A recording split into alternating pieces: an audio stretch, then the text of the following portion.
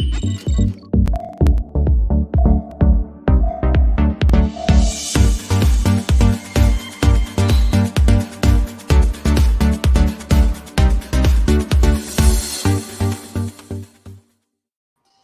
everybody. Welcome back. It's time for Word Balloon Live. This is John Suntress. Happy to be here. And look who's already here. Cocktails in hand. John, my husband's been murdered. I don't know what's happened to him, but it wasn't me. Look at this fantastic robe I bought. It's Julie and Shawna Benson, everybody. Everyone's favorite Benson sister. We are only coronavirus quarantine shopping like normal people. Everything's fine, you guys. Everything's fine. Totally fine. Actually, everything in my wardrobe is old. I don't have any. We dressed for the old Hollywood occasion. Yes. Honestly, I love it. Both femme fatales at their best. Absolutely. Very Veronica Lake, Julie. Oh, thank you. Thank you. You could put the hair over one eye and really give the full effect or whatever. Yeah. Uno momento. There you go, man. Lady of the Lake. There she is. Yeah. I broke down and I finally got Turner back because they upped the price of it on my cable package. And they added it, of all things, they added it to the sports package. And I even like sports, but I'm like, yeah, because every movie nerd needs to have their sports as well. And I'm sorry, Turner. Yeah, I'm like, I don't know. Yeah, I don't know if Turner raised their rates or what, but I'm like, I'm not paying for this. And there's finally, a lot of sports right now too. What's that? There's a lot of sports right now. Well, yeah, but I have to admit, during the Turner Film Festival, I'm like, okay, I really want to see, even though they're all locked down, I want to see these movies. All right, fine. I know. What did Kenneth Branagh announced today's movie? What was it today for him? Was it Third Man? No. Oh, I don't know. I wasn't watching today, although I am taping. Did you guys ever see Mad Monster Party, the Rankin Bass puppet movie? And Boris Karloff is in it and plays a mad scientist. And it's like this, like Rankin Bass, like Santa Claus is coming to town, animated puppets. I guarantee our parents would say, yes, we saw it at some point and probably knew it, but I have no memory of it. Yeah. I'm sure. I think when I was a kid, I saw it at a kid's birthday party, I believe. Oh, my God. Yeah, it's hilarious. Absolutely hilarious. Ooh, we're already getting comments. So, look who's here, everybody. I am Pants. I am watching. Oh, hi, Pants. Attaboy, Pants. Good to see you, buddy. Oh, my radio buddy, Roger Vestall, is here, and he's very happy to see Pants. Roger. Hi, Roger. Yeah, put Pants on. He's probably more interesting than us. We should all put Everyone put Pants on. And then Amelia Lloyd. Hello, Amy. Hi, Amy. Or Amy, pardon me. We're waiting for Tommy King. Yes. Yeah, that guy. Tom's a little late. He's putting the children down. Mm-hmm. We all know how that can be, wrangling cats. I understand. Yeah. So let's while we're waiting, we can just talk about classic movies we've seen lately. I've been enjoying, and Tom is here. I've been enjoying Edward G. Robinson movies on Turner. Oh, that's fun. Do they have a category? Like, have you found the app where they have the different categories too? I like that. It feels more. What do you call that? What's the word? Organized? No. When somebody, when they do a series of movies and they, what's the word? Cultivate it. Oh, curate. Oh, curate. Tom already popped in. Tom's here. My rich husband's been mad at Tom, and I think you're the culprit. Oh my gosh, look, you guys got all set up. You guys are much cooler than I am. I know. Yeah, with my Fitbit, we're really in style. I bought a coronavirus robe. Well, I shouldn't say coronavirus. I bought a quarantine robe. Hi, Clark. And Clark is on here? I felt it was the best thing. Clark, we love Clark. Doesn't say hi to me. I see how it is. Miss you, buddy. Yeah, really. You, Clark.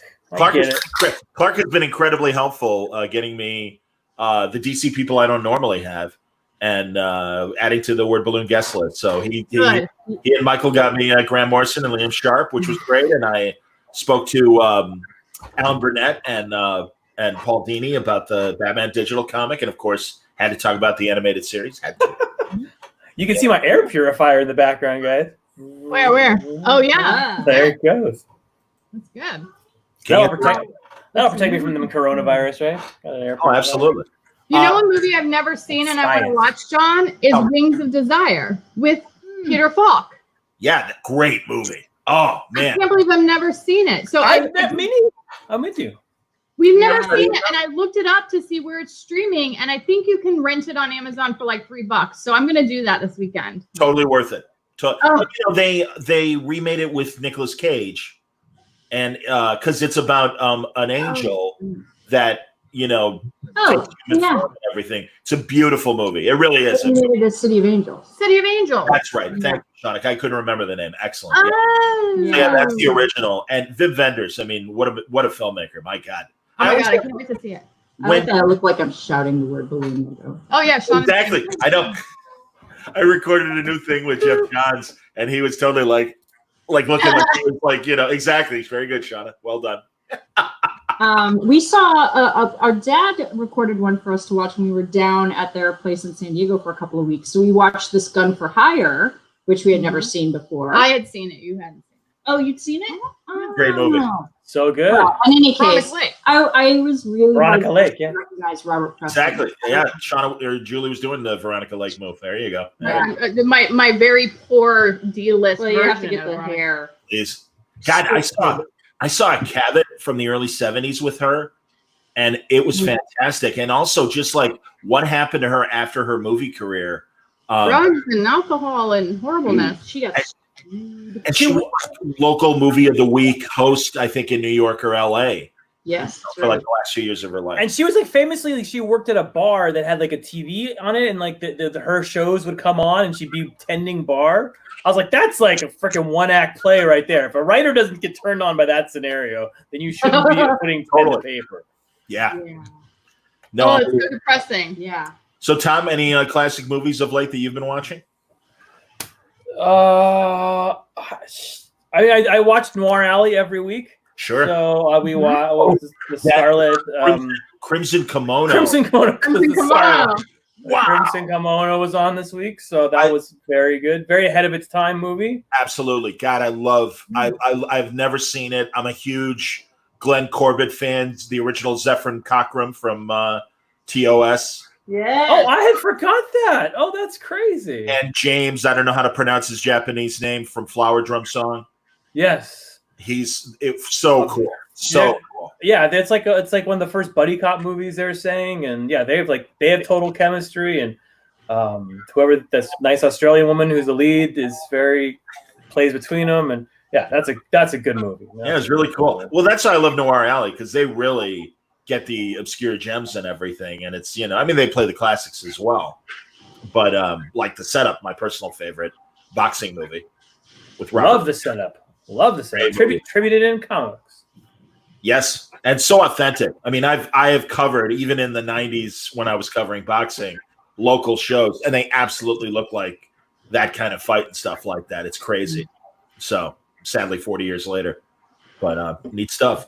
Well, I was telling the Bensons, for everyone watching, not only are we going to be playing Trivial Pursuit, the Silver Screen Edition, but we also have the, and I'll show it because we've been talking so much about it. They should almost be a sponsor of Word Balloon, the Turner Classic Movies Book of Trivia. All right. And I figured what we could do to make it. I am about to lose. Ooh, look what Amy.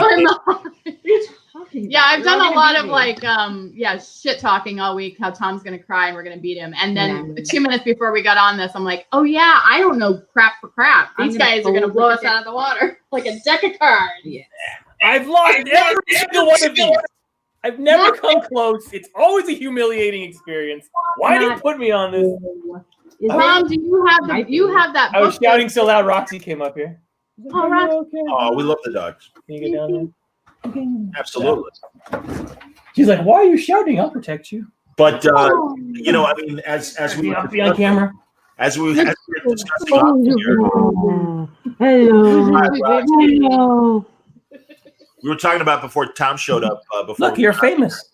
Girl. You're going around the whole world. Well, you're a good dog. Absolutely. Silver Screen's hard. It was made in 1982, and they go deep, man. And that's why a lot of times we're like, I don't know. Tom, don't you have that TCM book so that you could ask John questions? I used to have it, but it's lost among my How things. dare you? I'm generally what do I have? This is my guys. This is my office floor. I got a copy of Watchmen. I got a copy of some Noir City Marathon. And Nice. ECR. I'm such a freaking cliche of myself. I don't know. Wait. I just got a new page. I want a heritage auction. Lois Lane kissy scene. I'm just. Oh wow! Oh. Is that Vinny? Vinny Coletta? Irv Novak and Vinny. Yeah, you can tell Oh Vinny. my God, look at her hair. Yeah, 1969. Oh, makes sense. I was going to get Oh my seven. God, I love it. Yeah. No, and again, Vinny always and sometimes rightfully so gets crap for erasing Jack Kirby lines, but one of the best good girl artists of his era, and did great romance books. His Wonder Woman stuff is beautiful. His Lois Lane stuff is beautiful. So. You can always tell a Coletta woman because he likes very long, dark eyebrows. They'll have it'll go out to like eyebrows or eyelashes? Eyelashes. I don't know the difference between these things. Exactly. I'm already Eyebrows looking. are up here. Oh, it's like Huge Cooper. eyebrows. It's like Cooper in Dune. Yeah, it's the guy in Dune. Ah, my beautiful fade. My beautiful bed. Are you psyched for the new movie? I have a theory as to why Silver Screen is so hard. Are Go you on. ready? Ready. Please. Okay, so when Silver Screen Edition came out, it was like 88 or 87, something Oh no, like earlier. that. Earlier. The actual year. Earlier. Maybe Earlier. a little earlier. Yeah, like Okay. 82, but go on. So Yeah. the distance Like in 10 minutes. years from the movies it's asking the questions about is like at the earliest, like 40 years, 50 years removed, right? Well, yes, they do have some silent movie questions, but They yeah, do. you're right. You're right. Okay. Though. So if we were to do the math on that for right now, Promise there'd be basically no math. we'd be answering questions for movies that are from, say, the 1960s to the present. Oh my Right. God. And we Right. would be killing We'd be killing it. So this is why it's hard. You're right. No, and again, that's why. Like I said, I used to play it in college, or even like my senior year in high school, which would have been '83. And then my buddies we'd all play it in college, and instead of poker, we'd play movie trivia with Trivial Pursuit. And we play like everyone would throw in $5 a game, and so some guy would like walk away with like $80 or whatever for the night. Just for being a gamble within the game. Yeah. It was fun. Did you guys see not Ryan at all Johnson tweet about the Columbo card in Trivial Pursuit? No. Okay, so he was playing Trivial Pursuit, Ryan Johnson, director, and he tweeted that he got a question about Columbo, and he was super excited because he's been binging Columbo like all of us. Yeah. And the question was, what is Columbo's first name? And he didn't know. He was like, I've watched every episode and I can't figure it out. What, Tom? I know. And I know. Oh, okay. And he goes, you're going to say it. So the card said, I want to get it right. The card said like Roger or Phil, something like that.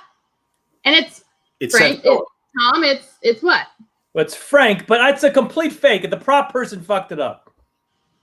Yeah, Philip was like, they have a couple of answers that are purposely wrong, so that if somebody wrote back when they wrote trivia books and used Trivial Pursuit, that they could catch them and go, that's one of ours, and we know. Oh, like a map with one of those roads that they add. Yeah, or it's like in Seinfeld when they're playing Trivial Pursuits, and the answer is the Moops The Moops. instead of the Moors.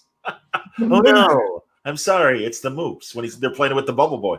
But he shows his ID once and it gets accidentally caught on camera and they just put Frank on it. So everyone says it's Frank, but that's just the prop guy putting some random name in. Yep. That's no official name. Yes. That's how I What's the official name, Tom? There is no official name. It's like Exactly. Madonna. She obviously has no official name. It's I'm okay, Jen. impossible to figure out. Well, and look, it's Mrs. Columbo. She has no name either. So That's right. And she's just Actually, that's not true. She was Kate Columbo. that's true. And They then just- they retooled the show as Kate Loves a Mystery. And it's such a shame because Ogre is so good. And so good. it's the misfortune of saying, oh, no, she's Columbo's wife. And it's like, that's not Columbo's wife. My wife, she's back cooking a pound of pasta right now.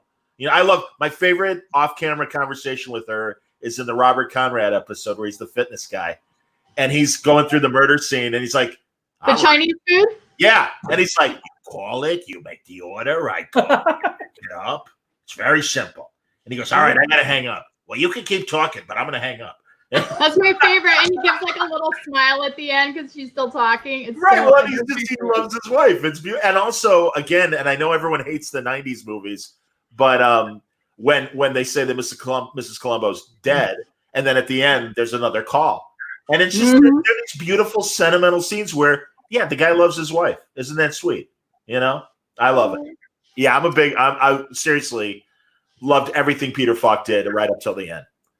I think we're just in that obsession phase with Peter Falk right now. Yeah, that's like where we're at. All right, are we going to write a Columbo series or not? Are we going to make this happen? Yeah. Someone has to have these rights. Who has the rights? It's very complicated. It's apparently very complicated. We did talk to our agent about it, Tom, because we're super serious about it. And he actually looked into the rights last year. It's convoluted. It's sort of like The Last Starfighter. Everybody wants to do it. I think they are finally doing that with Gary. Yeah. But it's Gary? Convoluted. Yeah, Gary Widow. Gary Widow? Oh, I only call him Gary. Oh, I'm sorry. We went to the Polo Club. We said it's Gary and Tom now. Exactly. You know. If I wear this robe, you're on their first name to me, Tom. See, I can name drop big names. I was like, Gary Sinise? Who is this Gary? Gary Oldman. Yeah, Gary Oldman. He's going to play Columbo. My uncle Gary, he's been dead. I don't. Gary Cole. Gary Cole. Exactly. Gary Cole. So yeah, we're really interested in doing it. If anyone wants to see a Columbo show written by Tom King and the Benson sisters, please tweet about it, and hopefully that will happen. That's how things apparently. I worked on TV shit today. It's the worst scam. I don't know how you people do that for a living. I fucking hate it. It is awful. That's my judgment on writing television. It's really hard. It's terrible. It is. You spend weeks and you're like, man, I finally like this thing. And then you get on some call and they're like, we're starting over. You're just like, well, why don't you just shoot me in the head? Yep. Tom, I know you can't tell details, but how are things going on New Gods? I should have written today on New Gods. That's how. All right. That's things are going well. I talked to Ava a week or two back, and Ava. Mm. Yeah, Ava Gabor. Ava Gardner. Exactly. You're naming dead people. There are more. I feel like Ava's the only Ava that's left. Ava Green. Fair enough. Except everyone's niece is Ava. I feel like everyone knows Ava. I talked to Ms. DuVernay, and she's we're full speed ahead and we're writing it, and hopefully movies are more fun than television. I don't know. That's my hope. Okay. Television is terrible. It's a horrible, horrible, heartbreaking, terrible business. And I have nothing but Bree says she has a question. Now, does that mean you have a question that you need answered, or are you providing a trivia question for us to answer, which I wouldn't mind. But also we are prepared to ask each other questions. But by all means, FWI3, if you'd like to ask a question, I would love to hear it. So that would be great. Do you guys watch those Forky Ask the Questions on Disney Plus? They're our favorite thing. It's what is it? It's Forky from Toy Story, and they're tiny little 2-minute shorts, and they're adorable. They're so good. And they're all animated, and he asks a question like, what is cheese and what is money? And then they bring in all the little friends and they try to answer. A friend? It's so cute. That's adorable. I love that. Ironically, on the very adult cartoon Harley Quinn, Dr. Psycho, also played by Tony Hale, pretty much the same voice as Forky. Is it really? You know what else? He has that duck character in the animated show he did on Netflix, the name of which I can't remember right now. It's so good. It's like preschool age animated show. So I was watching someone's child one day, and so I saw a run of these episodes, and I was like, this is freaking hysterical, and it's for preschoolers. And it's Tony Hale. Yo, Tom, have you read Starlin's Batman run? It's freaking it is fucked up. Dude, at the end of the KGB Starlin episode, Batman leaves KGB in a cage under the sewer, tied up, and he just shuts the door and walks away and leaves him to starve to death and die. That's right. Starlin was hardcore. Did you get a chance to talk to him, Tom? He was at Terrificon with us last year. And I don't know if you had a chance or, in previous shows. Starlin's a funny person because when I first started going to cons, he was just a normal sort of guy. And almost you'd be like, dude, that guy did so much, and he has no line at all. And you kind of walk by. Then there's still, and now in the last, since he was, you know, on the big screen, now he has like an entourage. Like he like leveled up in the last year and a half. I remember go back to his booth now. You know, he's got like, you know, 6 people always surrounding him. And what was he in? He made a cameo. Oh yeah, he's in Endgame. He's in that group therapy thing. Oh my God! Of course, yes. Thank you. Yeah, you know, and also you're right, Mike or Tom. Pardon me, because Mike Oming introduced me to him. God, over 10 years ago at like a Wizard Chicago show. He's like, "This is Jim Starlin." Like, oh my God, dude, so nice to meet you. And he came on Word Balloon like 15 years ago, and now I'm so happy for him because he's taking victory laps and he deserves it because he's kind of in the wilderness for a few years. 100%. The Avenger movies, you know. Yeah, dude. I just wrote a short story today that was a Starlin ripoff. So thank you for letting me rip you off. We read Batman the Cult. You know why? Mm-hmm. Because we did that one story in Batgirl and the Birds of Prey. That was Time's a Flat Circle. I don't remember. Yeah. Anyway, it was an issue that we pulled heavily from the Cult for. That's awesome. The Cult is a messed up book. I best when I was a kid because it's Batman genuinely breaks in it. Like you couldn't release that comic today. Like 2/3 of the way through, Batman is done. He loses the battle and he has to kind of get dragged out by Robin. And I remember as a kid being like, this is just bullshit. Batman would never break. And now I'm like, oh my, I can't believe he was brave enough to do that. Isn't that all you wrote was Batman breaking down though in your run? Like And so that's what I'm saying. I just told you I rip off Starlin for a living, like all other comic creators. The secret is out. That's why comics is so. You just need to start ripping off TV people during your TV writing, and then you'll just find it so much easier. That's the secret. Don't mention TV writing to me. I will go off. Hate that freaking. Oh my God. Oh, and yeah. Deanie Dude says also that woman that slit that guy's throat, and the guy who's killing women and leaving them in dumpsters. Yeah, that's all part of the cult. Oh, yeah, boy. It is. We didn't take that part. No, we just retcon that. We used I can't think of his name, right? The pastor. It was the founding of Gotham. Yeah, I remember. And we did that. Yeah, it was a fine run, absolutely. So excellent, man. Here's another comment. I want to acknowledge here. Starlin is back at the drawing board and doing. Yes, he is. He's doing more Dreadstar. Indeed. Oh, wow. Dread. Cool. I like your right? It's true. I haven't read a comic book during this entire quarantine, and that is disgraceful. Mostly because I got so OCD. I know I got so OCD about like organizing while I was in lockdown, and I basically organized all of my comics into their drawer boxes, and now I don't want to get them out. Oh, because they're so nicely organized. I have a Starlin Batman sitting next to me. There it is. You got rid of the I mean, just look on the floor, Tom. It's probably exactly. How could you write this exact comic I have sitting next to me? Behind my couch, my room right now, Oscar Madison, totally times 10. If you had to guess, and maybe you don't have to guess, how many floppies do you own? Who are you asking, John or Tom? Both. Okay. Not many, because I read them and then I donate them because since the lockdown, obviously I haven't been able to buy any. And I'll admit, I buy as many digital as I do floppies. So not many. I lost my childhood college. I probably had 18 long boxes or so, and I lost them. To my mother, to the place that has eaten more comics than any other place, my mother's basement or garage.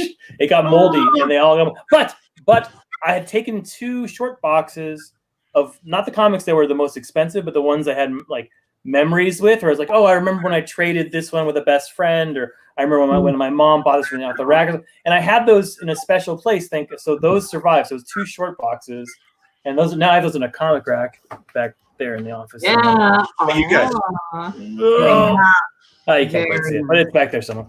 And so those are all. Yeah, but I don't have that many. I mean, I have a bajillion trades, but floppies, I don't know. Probably have just like.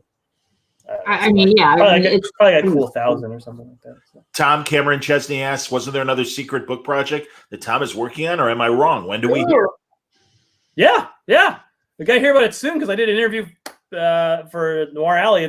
And they asked me about it. So I don't know. Sometime between now and June, you'll hear about it. I'm sorry. One more week. You're the lead. You did an interview for Noir Alley. No. For the book, the magazine that Noir Alley is based on. Oh, The Noir. Yeah. No, I'm not that fancy. But it's all connected to Eddie Muller. I mean, that is Eddie Muller's book. Yeah, Mike Cronenberg, the guy that did the Columbo talk with Tom and I. He's one of the editors, and the guy. He is very jealous that we're doing movie trivia tonight, and I'm sure I was jealous of not being on the Columbo episode because I was literally re-binging it while you guys were talking about it and sitting there going, "Oh my god, I would talk about this episode or that episode, or what about the moment with Johnny Cash where he's a pedophile or whatever." Like it wasn't a pedophile. He had no PR person at that time, right? He was pedophilic in that. I remember. Yeah, he was pedophilic. He was a 15-year-old, and that's what his wife. Was she 15? The girl. Yeah.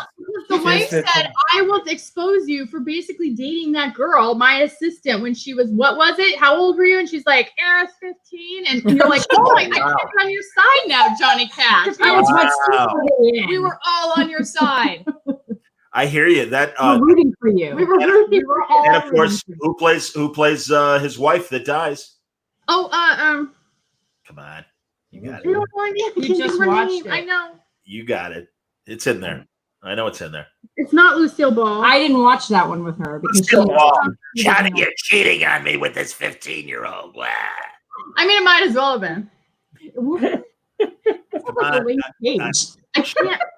I can't register her name. Oh man, she was. Here's my clue. She was also a very good film director. It's Ida Lupino. It is Ida Lupino. Ida, thank you. Well, there was one female director in all of the 1950s. That was also an actor. That was. Although, did you guys see? And again, we're all Star Trek fans. Susan Oliver, who plays the Orion slave dancer in the pilot, Captain Pike. Have you guys seen that documentary about her whole career? No, but I remember reading about it in the oral history books. They were very.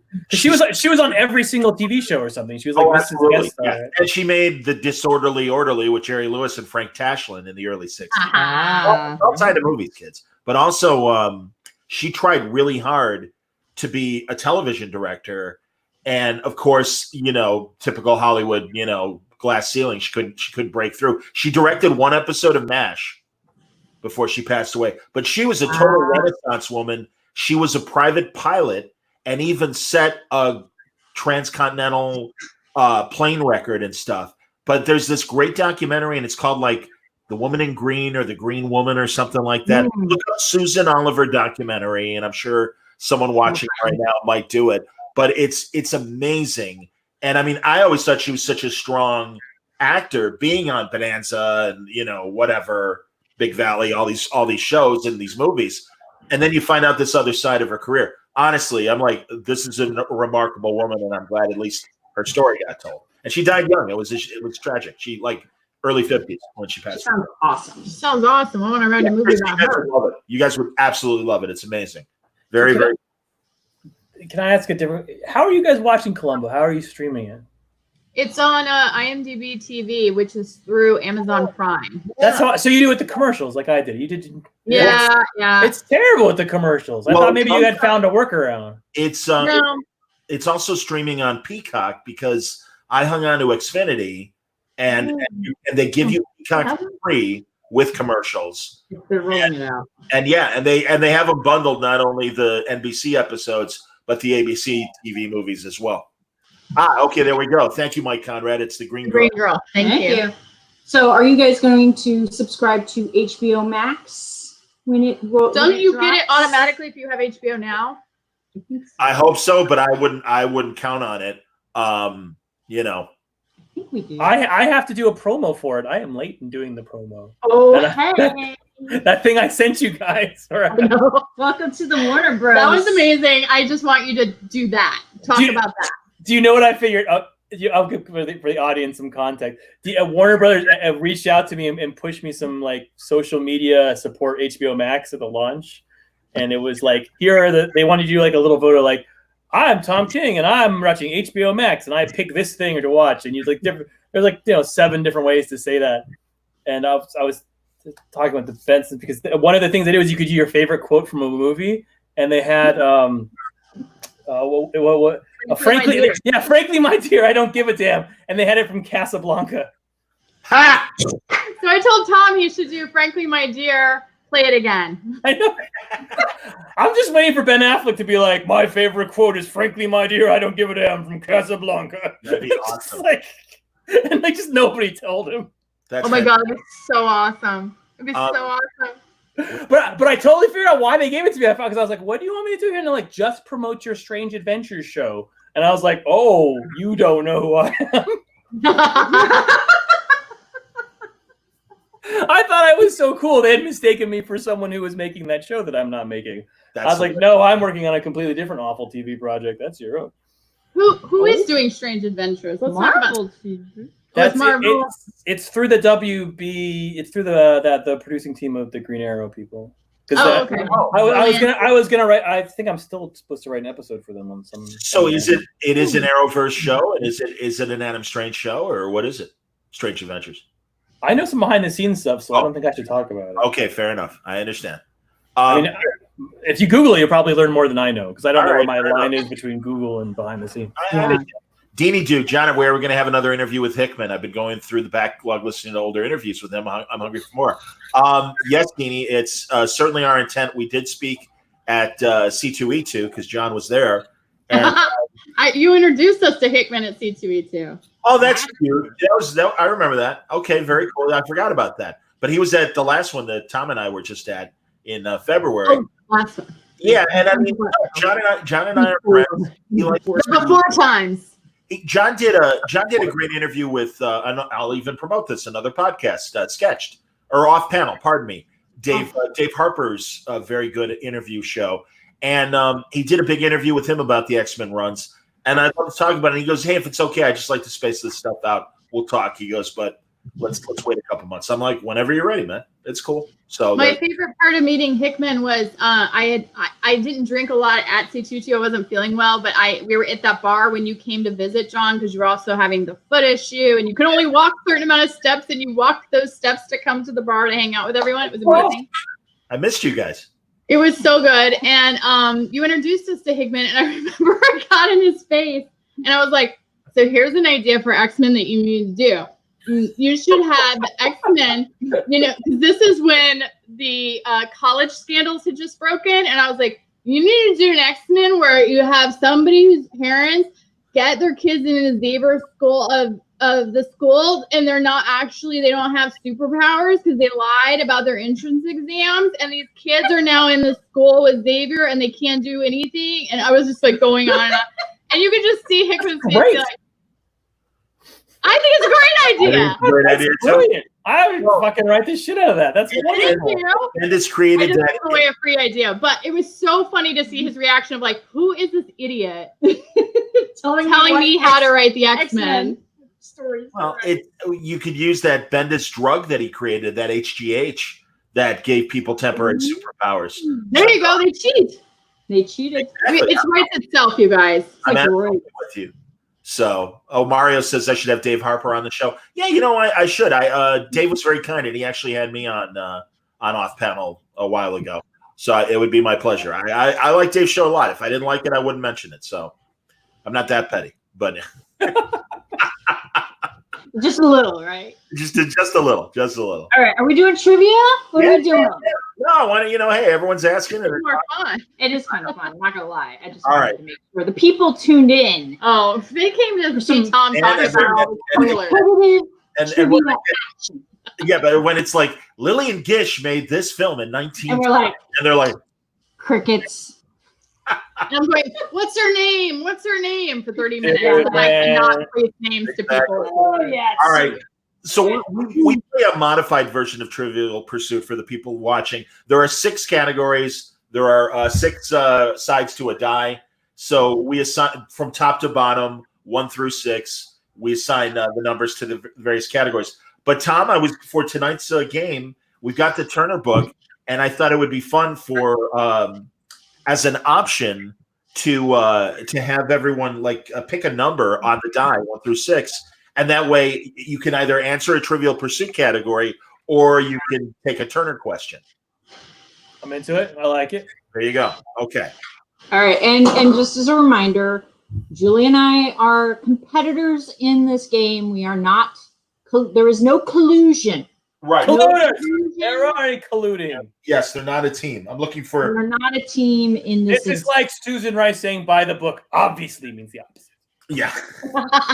Did you see Ted Cruz is like, well, when Captain Kirk says it in Khan, and it's like, hey, guess what, asshole? And it was great. David Goodman, former Trek writer and head of the Writers Guild, is like, yeah, asshole. It was Spock who said it, not Kirk. Fuck you. And it's like, yeah, way to go, David. Nice going. Also, buy the book did not mean a lie. Buy the book just meant the days meant hours. It was a code. Motherfucker, watch the movie. And that makes you the bad guy. Oh. Potato face. That's why everyone screams Khan all the time. Just fucking Princeton. God. Sorry. I'm not going to be the Zodiac killer, but that would be too good for him. I think. Like that's too cool. You're so political, my God. That's good. I do have I have no opinions except that you should go to HBO Max and watch Strange Adventures. I'm excited, and also, guys, have you watched Stargirl?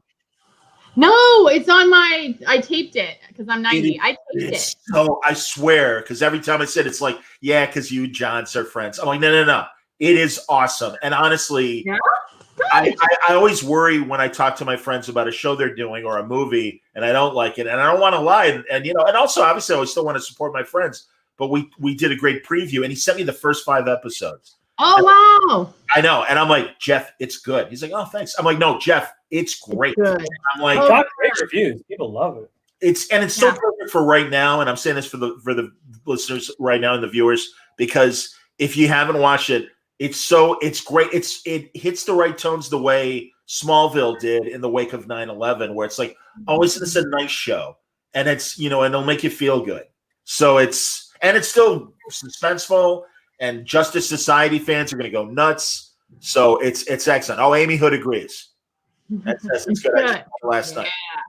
And yes, and also there we go. Oh, where's the Hobbit? Okay. Hobbit from PA, and he goes, I really dug Stargirl. He agrees. Oh, good. Everyone loves it. All right. I can't wait to watch it. Listen, I've got to finish season 6 of Columbo. I went away, and then that is the next thing I'm watching. Is that all right? So season 6, you see, I'm on the Commodore episode. So good. John Daner and Robert Vaughn. And Robert Vaughn has pushed an older man overboard, and Columbo is asking about all of the YAR and the sales, and it's great. Okay, are we sure that Culp and Robert Vaughn are not separate people? They're not just the same person. Oh no, Robert Culp was much bigger than Robert Vaughn, much taller. I know. But I would swear that Culp was in more than one Columbo episode. Oh yeah. I would swear to it.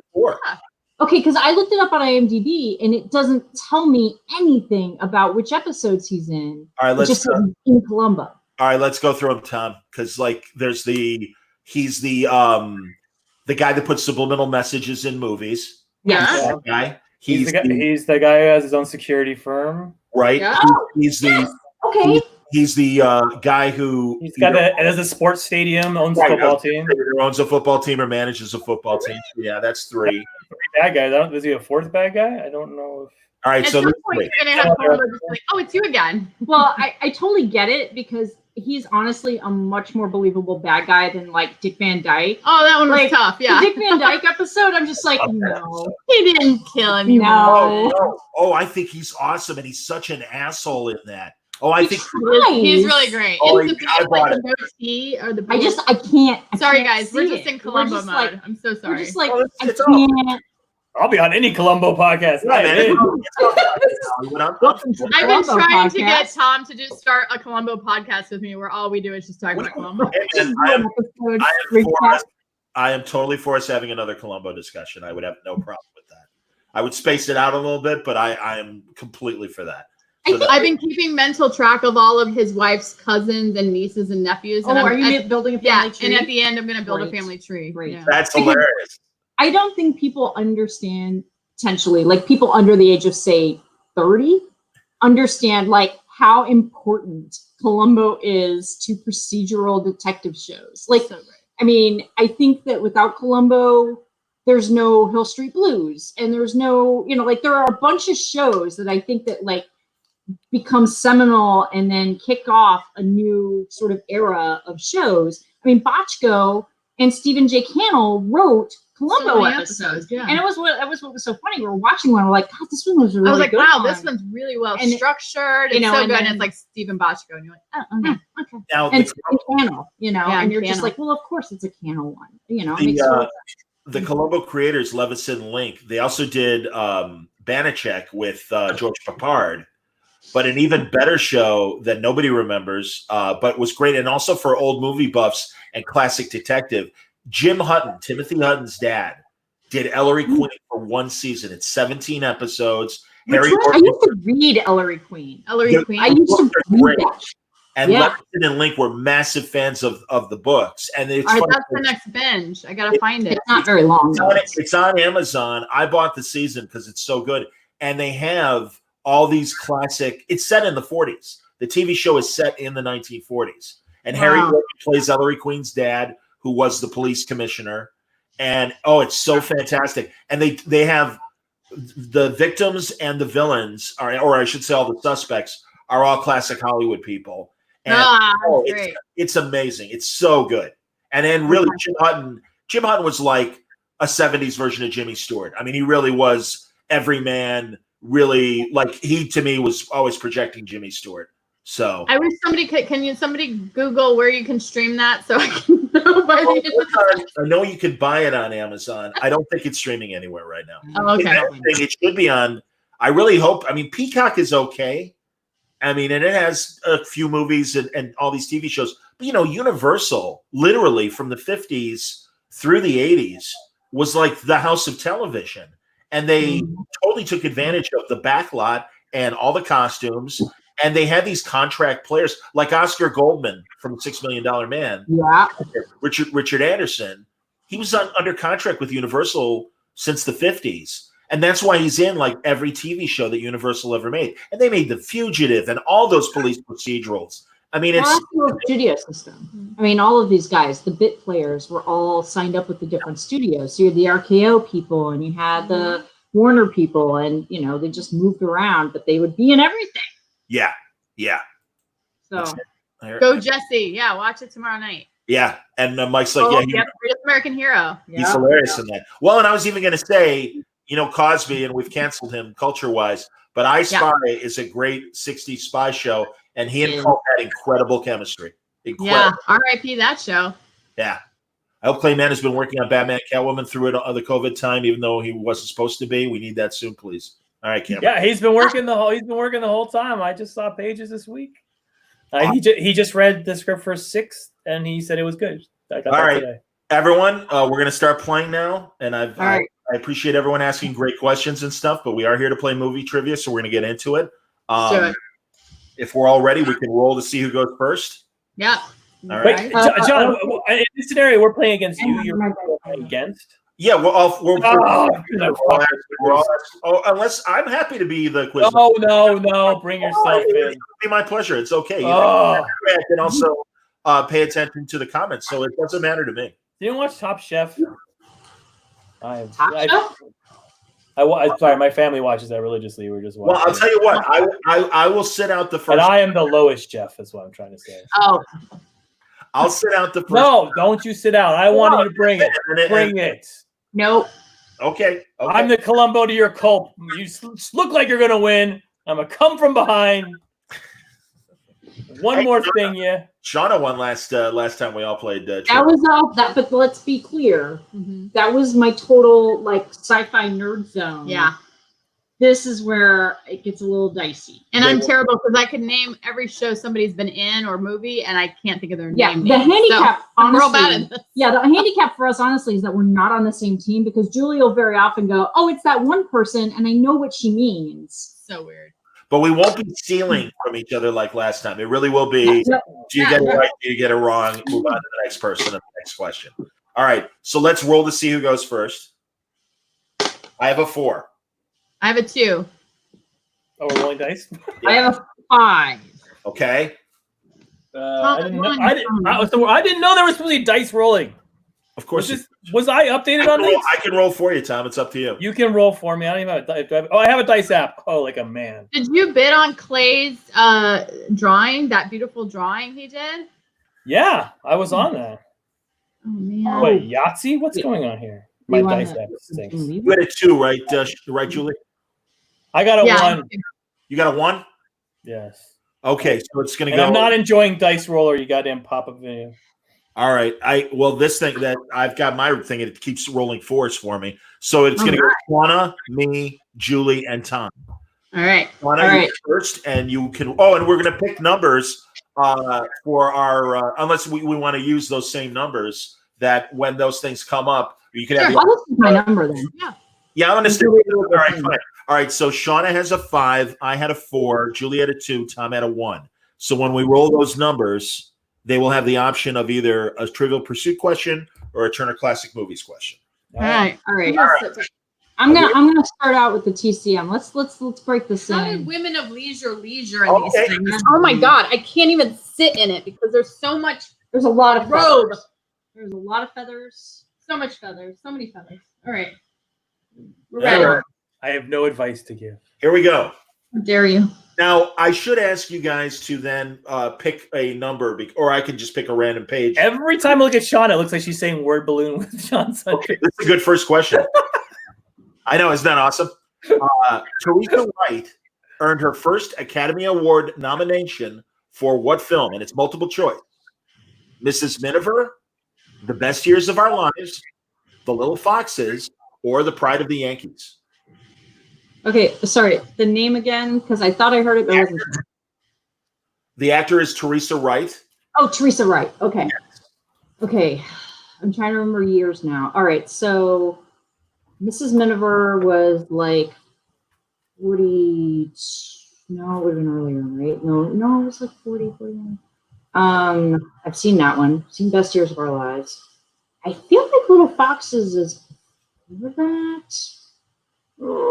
And what was the fourth one? Pride of the Yankees. Pride of the Yankees. That's way later. later. Yeah. That's way later. I'm going to go with Little Foxes. Little Foxes is correct. Yes. And Shawna is on the board. We're playing first person to get to 5. All right, I am rolling. I can't see Tom. There's a big thing in the way. Oh no. All right, I have a 5. I'm not lying. 5. Okay. Okay, so and 4 is my number, so I will have to take a Trivial Pursuit question, and that's the 4th category, which I think is I forget. It's on screen. Okay, thank you. On screen. All right, I have a card ready, and the question is: where was the heroine hidden in Wait Until Dark? I'm gonna guess the closet.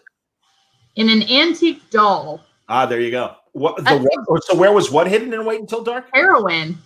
Oh, that's hilarious. I thought it was the female hero. And heroine.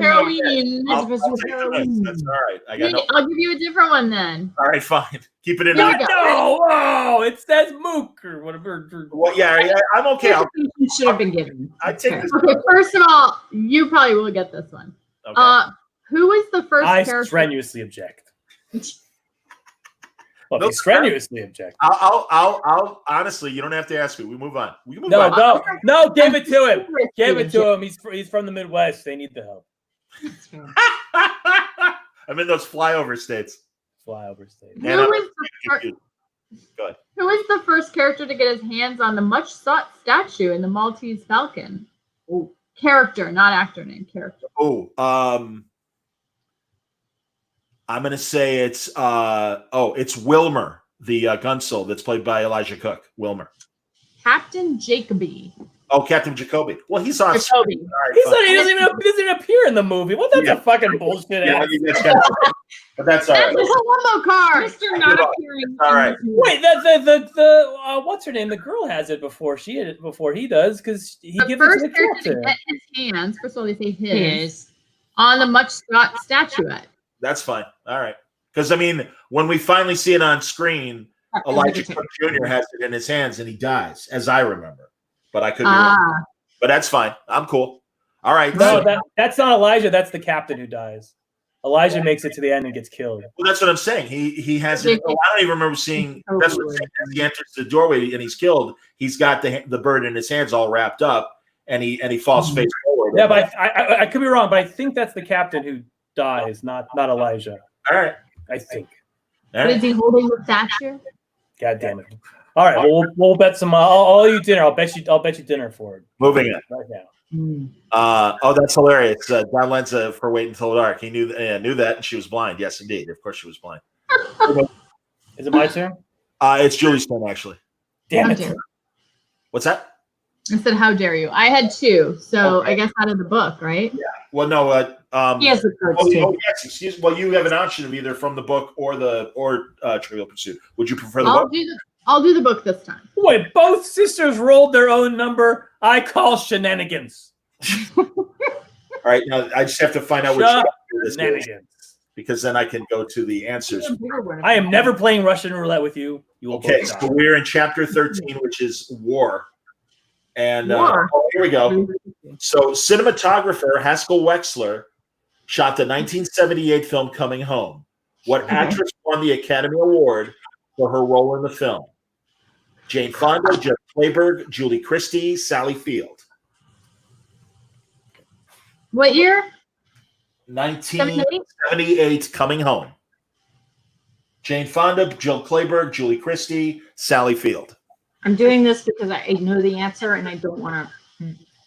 Me too. I know the answer as well. I'm going to say Sally Field. Oh, I'm sorry, that's incorrect. Shawna, you can just answer for the purposes of the game. It's Julie Christie, right? No, it was. Oh, it's Jane Fonda. It was Jane Fonda. Yeah. I knew it. Oh, Yeah. It was Oh Jane yeah, Fonda. that's the movie with the guy who's super conservative now when he was super liberal. John Voight. Yeah. John Voight, yeah. Yeah. Yeah. With, I've never seen it, so No, I I mean I remember John Voight being in the movie. I only know that because it was on the Karina Longworth podcast. They did a whole episode. Oh on it. yeah. I listened to that and I still forgot. Wait, oh my which gosh. which The podcast? Karina Longworth, when she did the thing about Jane Fonda, it was amazing. Yeah. You remember this. Yeah. And You must remember. and what's his face? Bruce Dern kills himself and walks into the ocean Right. and everything. Yeah. Great movie. Great scene. So excellent. All right, now Tom, it's your turn. Oh, this is my big moment. Oh, my phone's off. Oh, yeah, here you go. Play. Wait, no, don't. Oh, God damn it. It took me to an ad. Oh, we were supposed to roll again. I just did whatever number I had before. That's why you guys had the same. I did call shenanigans. 4. I got a 4. That's all right, buddy. All right. So that's a Turner question. Ladies, you can ask it or I can ask it. It's up to you. It's I'll on screen. On screen if it's a card. Shawna can ask. Yeah. Okay. I know the answer to this one. Wow. How were Cat Ballew's good Kid Shalene and bad Tim Strawn related? How were they related? How were Cat Ballew's Kid Shalene and Bad's Tim Strom related? It's easy. Yeah, I know. The two characters, how were they related? Man, I saw Cat Ballou at my grandmother's house when I was like 11, which I'm sure was way too young to see that movie. I I had a brother and sister. I have no idea. they're both brothers. Twin Yes, brothers. It's That's what I actually- meant. That brother Yeah, and James Coburn brothers. plays both characters. Plays- yeah. I watch that movie probably once every year. Yeah, just It's a great I movie. love Cat Ballou. Oh, I love that movie. Wait, Absolutely. do I get it for my some? I don't think I should get that. who's in it? I love it. It's Nat King Cole music. She's Yes, so Stubby. badass. WK and Nat King Cole are the. And that one, Like a banjo. who's the guy that plays the cute guy that she has the crush on? I don't remember. That I don't remember. And the other one's like, I shall not inflict myself Whoa. on you. So John did not remember somebody who played somebody. Did That Tom? cute guy. I want to I keep. no, I said brother and sister. That's not the relationship. They're twin brothers. It should be All no. I don't get that. All right. Okay. Hallelujah, brother. I am here to comfort the sinner and return the stray man to the fold. Let him be comforted. Sorry. That was fantastic. All I right, hate Shawna. all of you. That's the Shawna's leading 1-0. Oh, it's my turn. Oh, honestly, what a coincidence. Hey man, Who would have thought? just keeping the streak going. Welcome to my life, by the way, you guys. This is Okay, 3. Okay. And my number is fair. Yeah. So So, how does Well, that matter? so it's off screen. yeah, This is go a for it. tough one. Who is Charlie Chaplin's last wife's father? Oh, Ouch. Wow. I had no idea. His last wife's father. Right. Chaplin's last wife's father. No, that's not right. Gideon. She's American. Father-in-law. Right? I know she was 18 when they got married and they had 7 kids and they, I'm They- gonna go with because this is a total just BS answer. Carnegie. There you go. No, I'm sorry, but a fair guess. He is a historic figure. Actually, it's Eugene O'Neill. Who knew? Right. Oh, Yeah. that was in my brain somewhere now. That you Yeah, say it. really? Wow, Really? I did not know that. That's an amazing fact. How did they meet at some like Hearst Castle party? And Yeah, I'm sure, exactly. Man, did you guys ever see Cat's Meow, the Bogdanovich movie? Yes. About that murder happened That's with a great movie. that's a great movie. Eddie Izzard is in that one. He's so Eddie good. Izzard was amazing in that movie as Chaplin. They completely. And if anyone wants to learn more about Hearst Castle, you can follow them on Instagram because they are doing tours of the castle during the lockdown because people can't go see it. So they're just going into rooms that you can never see, and it's amazing. Wow. They're showing like the big pool and all the beautiful rooms. We're kind of obsessed with I'm a Hearst little Castle. obsessed with Hearst Castle. That's outstanding. All right, I'm rolling. Yep. Go. I keep rolling 4s, and I'm You sorry. could show me whatever, and I believe you. How do you? Tom, do you have the book? Do you want the book, or do you want? I've got nothing. I'm useless to you as a human being. Garland and a can you? I don't mind doing. Question. I mean, I can't. I won't go from the book. It's okay. I have a dog. Yeah, so go ahead. It's an on-screen question. All right, ready? Yep. What movie creature had 15-foot legs and 23-foot arms? What movie creature had 15-foot legs and 23-foot arms? I'm gonna guess King Kong. Yay! That's a bullshit question. What the fuck? Who else could it be? Yeah, I know. Well, that's Godzilla. The guy from Yeah, Jaws. Henry Fonda was a tall cup of water. Yes, I had 15-foot legs and 23 Robert foot arms. Keel. What's his name? Robert Keel. Is that the guy from Jaws? Richard Keel. Richard Keel. Yeah. Saw him, or no, not Richard. Yeah, it was Richard Keel. Saw him at Sorry, WonderCon. Jaws, not from Yeah. Jaws. Yeah, at WonderCon in 2009, and his feet looked like shoeboxes. His feet were so big, and he's such a sweet man. He was such a nice man. I would have talked to him about Egon, my favorite Mystery Science. Of course. I talked to him about, he did a Monkeys episode where John Hoyt, the mad scientist, puts their music talent in him. And at first, all he can say is, Gora.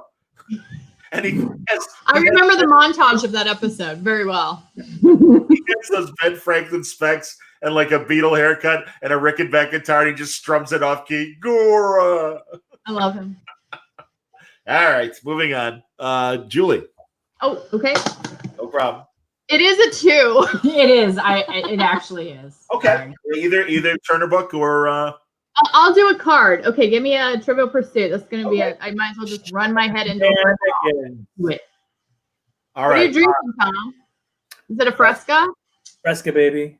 It is a Fresca. I was kidding. All right. I ordered them in bulk through Amazon in case I run out. That's really good. Movie titles. Okay. It's a tough one. What 1952 film had Frederick March lamenting, "A man's got a dream. It comes with the territory." 1952. Frederick Marcus pretty washed up him. Comes with the territory. When you hear the movie, you're gonna go, oh, of course. I'm going to give you my thought process, and I'm not going to know the title, but I'm going to make one up because I'm a writer. But it sounds like he's a writer or works in Hollywood because coming with the territory of you having to dream, that seems like part of it. So I'm going to call it like Hollywood writer. Is he like A Star is Born or something? No, it's and I didn't realize he had made a movie version of this because I always think of Lee J. Cobb in this role, Death of a Salesman. Oh, that's I'm guessing it was Willie Loman. I don't remember that movie version, but or a friend of Willie's, I suppose. But a man's name that comes with the territory. I do not care for the Frederick March. When I see him in a movie, I am disappointed. Oh, I love him. He's man, he's like another Robert Montgomery. This is the boring, brunetted, boring. My cousin and I were talking yesterday, and it was Robert Montgomery Day on Turner. And my cousin's like, "Yeah, I never cared for Robert Montgomery." I'm like, "Oh my God, Here Comes Mr. Jordan, the original." Who's the guy? Oh, I think Robert Montgomery's like the worst. Oh, I'm a big fan. Although he's not a nice man, but I thought he, and of course, Bewitch's dad, Elizabeth Montgomery's dad. So, of course, who wrote Death of a Salesman?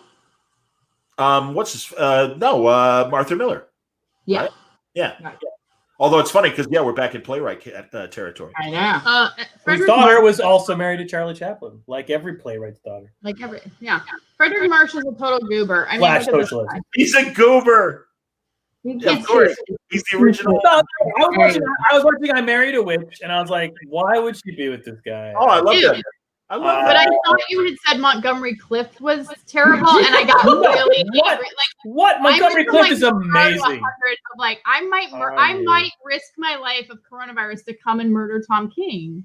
Love Montgomery Clift. You kidding? Frederick March is in 7 Days in May and plays the president, and very, very good. I mean, he was I don't know, watch it. That's an amazing. Rod Serling wrote that movie. It's a fantastic movie. Burr Lancaster, my list. Kirk Douglas, amazing movie. All right, he's in that first romantic comedy. Is that with Carol Lombard? What's it called? Oh yeah, I forget, but he's in the original. It's in color. He's the first original Star is Born. He's Norman Maine. That was my guess. The Star is Born. That's what I said. He's amazing. Yeah, and Mike. He sucks. He's no good. Drop from Hollywood. He's the worst. My dear friend Bud Schulberg was one of the writers of the original Star is Born. So, all right, Julie, or I'm sorry, it's Tom's turn. Yes, I really should not. Just flip to a page in Watchmen and tell us what. Oh, I got 2 again. No, I got 6. 6. Okay. You got a shot. I had a girl. You might want the book. I'm sorry. Oh, is this your number? No, Tom's number is number 1. Unless we want to just make it, we can do that option. No, I'm playing by your goddamn rules. What are the rules? I don't know. When we roll to see who goes first, when your number comes up, you have the option of either a Trivial Pursuit question or a TCM question. Shawna, your number is 5. Yes. Julie's number is 2, and mine is 4, and Tom is 1. Yeah. So, but he rolled a 6. So the final category on Trivial Pursuit, Shawna. Okay. What category is it? It's random or wild? No, it is portrayals. Portrayals. Yeah. Betrayals is the category? Portrayals. Oh, portrayals. Portrayals. Okay, portrayals. That sounds like heroin. It's heroin. All right, portrayals. Okay, here we go. I'm ready. Fantastic. What role did Murray Hamilton play in The Graduate? Oh, Murray. I know. There's only like 4 roles in that whole movie, so I'll guess he's the dad. He seems. I'm going to say he's not Mrs. Robinson, right? I would guess he's Dustin Hoffman's dad, who tells him to get out of the pool. No. Is that your final answer? No, no, it's not my final answer because everyone's wrong. No, yes, that's my final answer. Who does Murray? I don't know. Mr. Robinson. And then when you first said he's the dad, I'm like, I would say I need you to be more specific because there's 2 dads in the cast. Who the fuck is Murray Hamilton? I never heard of that. He's the guy. He's the mayor in Jaws. Oh, really? Yeah. And also Mr. Robinson. Yeah, and also Mr. Robinson. I don't remember. I've seen it 7 times. I couldn't tell you who Mr. Robinson was. And I can't tell you what scene he was even in. I don't. It doesn't stick at all. He did terribly in that movie. Was he the guy by the pool with like plastics? Yeah. Oh no. No, I remember plastics. I remember Dustin Hoffman's dad. I don't remember Murray Robinson. He's Catherine Ross's father and Bancroft's husband. At the very end, he really hates Dustin Hoffman. Funny story about The Graduate. So when I was working for Dustin. Ooh, I love Dustin stories. Okay, so when I was working for Dustin, we did a commercial for a German car. I want to say it was like BMW. I thought it was Audi. Audi. That's right. It was Audi.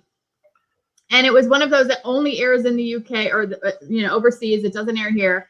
And it was directed by Michael Bay. And they got the money. They spent so much money to get Michael Bay, Dustin Hoffman, and the church from The Graduate. And I all of a sudden I panicked. I'm like, that was from that movie, right? Yeah. And the church scene where he's banging on the glass. And they reenacted that sequence with Dustin at the glass and banging. And it's his daughter getting married to some douche that he doesn't like, and then he takes her away and they drive away or something. I don't remember much about the commercial except I remember the shoot because we were at that church and I thought it was so crazy. I was inside that place. I went to the glass. I was like freaking out. Like going down the PCH or whatever. Right? Oh yeah, and they had a big PCH thing. I'm like, oh my god, somebody's gonna John land us out here with the helicopters. Like I was freaking out. And then we are in a van following Dustin in the trailer car because they have a thing that's attached to the car as he's pretending to drive the Audi. And Michael Bay pulls up in this white van next to our van. And in my van was like hair, makeup, all of, the costume, all the losers. Yeah. And me. People who are professional, but the losers, according to Michael Bay. Because he pulls up and goes, hey, there was a donut shop like 5 miles down the road. Go back there and pull donuts and bring them back to set. And the driver legit hit the brakes, turned around and went to the donut shop. And we're all like, we have to be there. We're with those people. They're shooting. We have to do our jobs. And he's like, nope, I got to do what the director wanted.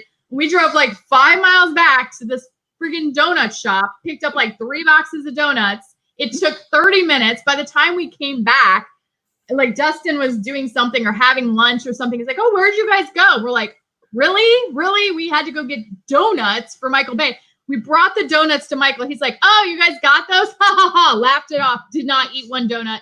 And I've hated that man ever since. Wow. He's a douche. Yeah. You're lame. That is fucking Hollywood in one story. I love that. I loved every part of that story. That was outstanding. Very good. Seriously, that was great. It had drama. It had suspense. It did have trauma. And No, we don't know. I 100% believe that happened. Good donuts. I had like 3 donuts. I was like, yeah, fuck you. In my travels, I've now been out with 2 or 3 Hollywood people, and they legit order off the menu, just like that scene in Get Shorty, like to annoy waiters, and then they don't eat the fucking food. It's the most Get Shorty scene, like that can't possibly be real. It happens every single time. Wow. Yes, it does. horrible. Like, do you have warm olives? I like olives, but I like them a little warm. Can you bring me a glass of warm olives? Ew. God. I'm telling you, every time. Every time.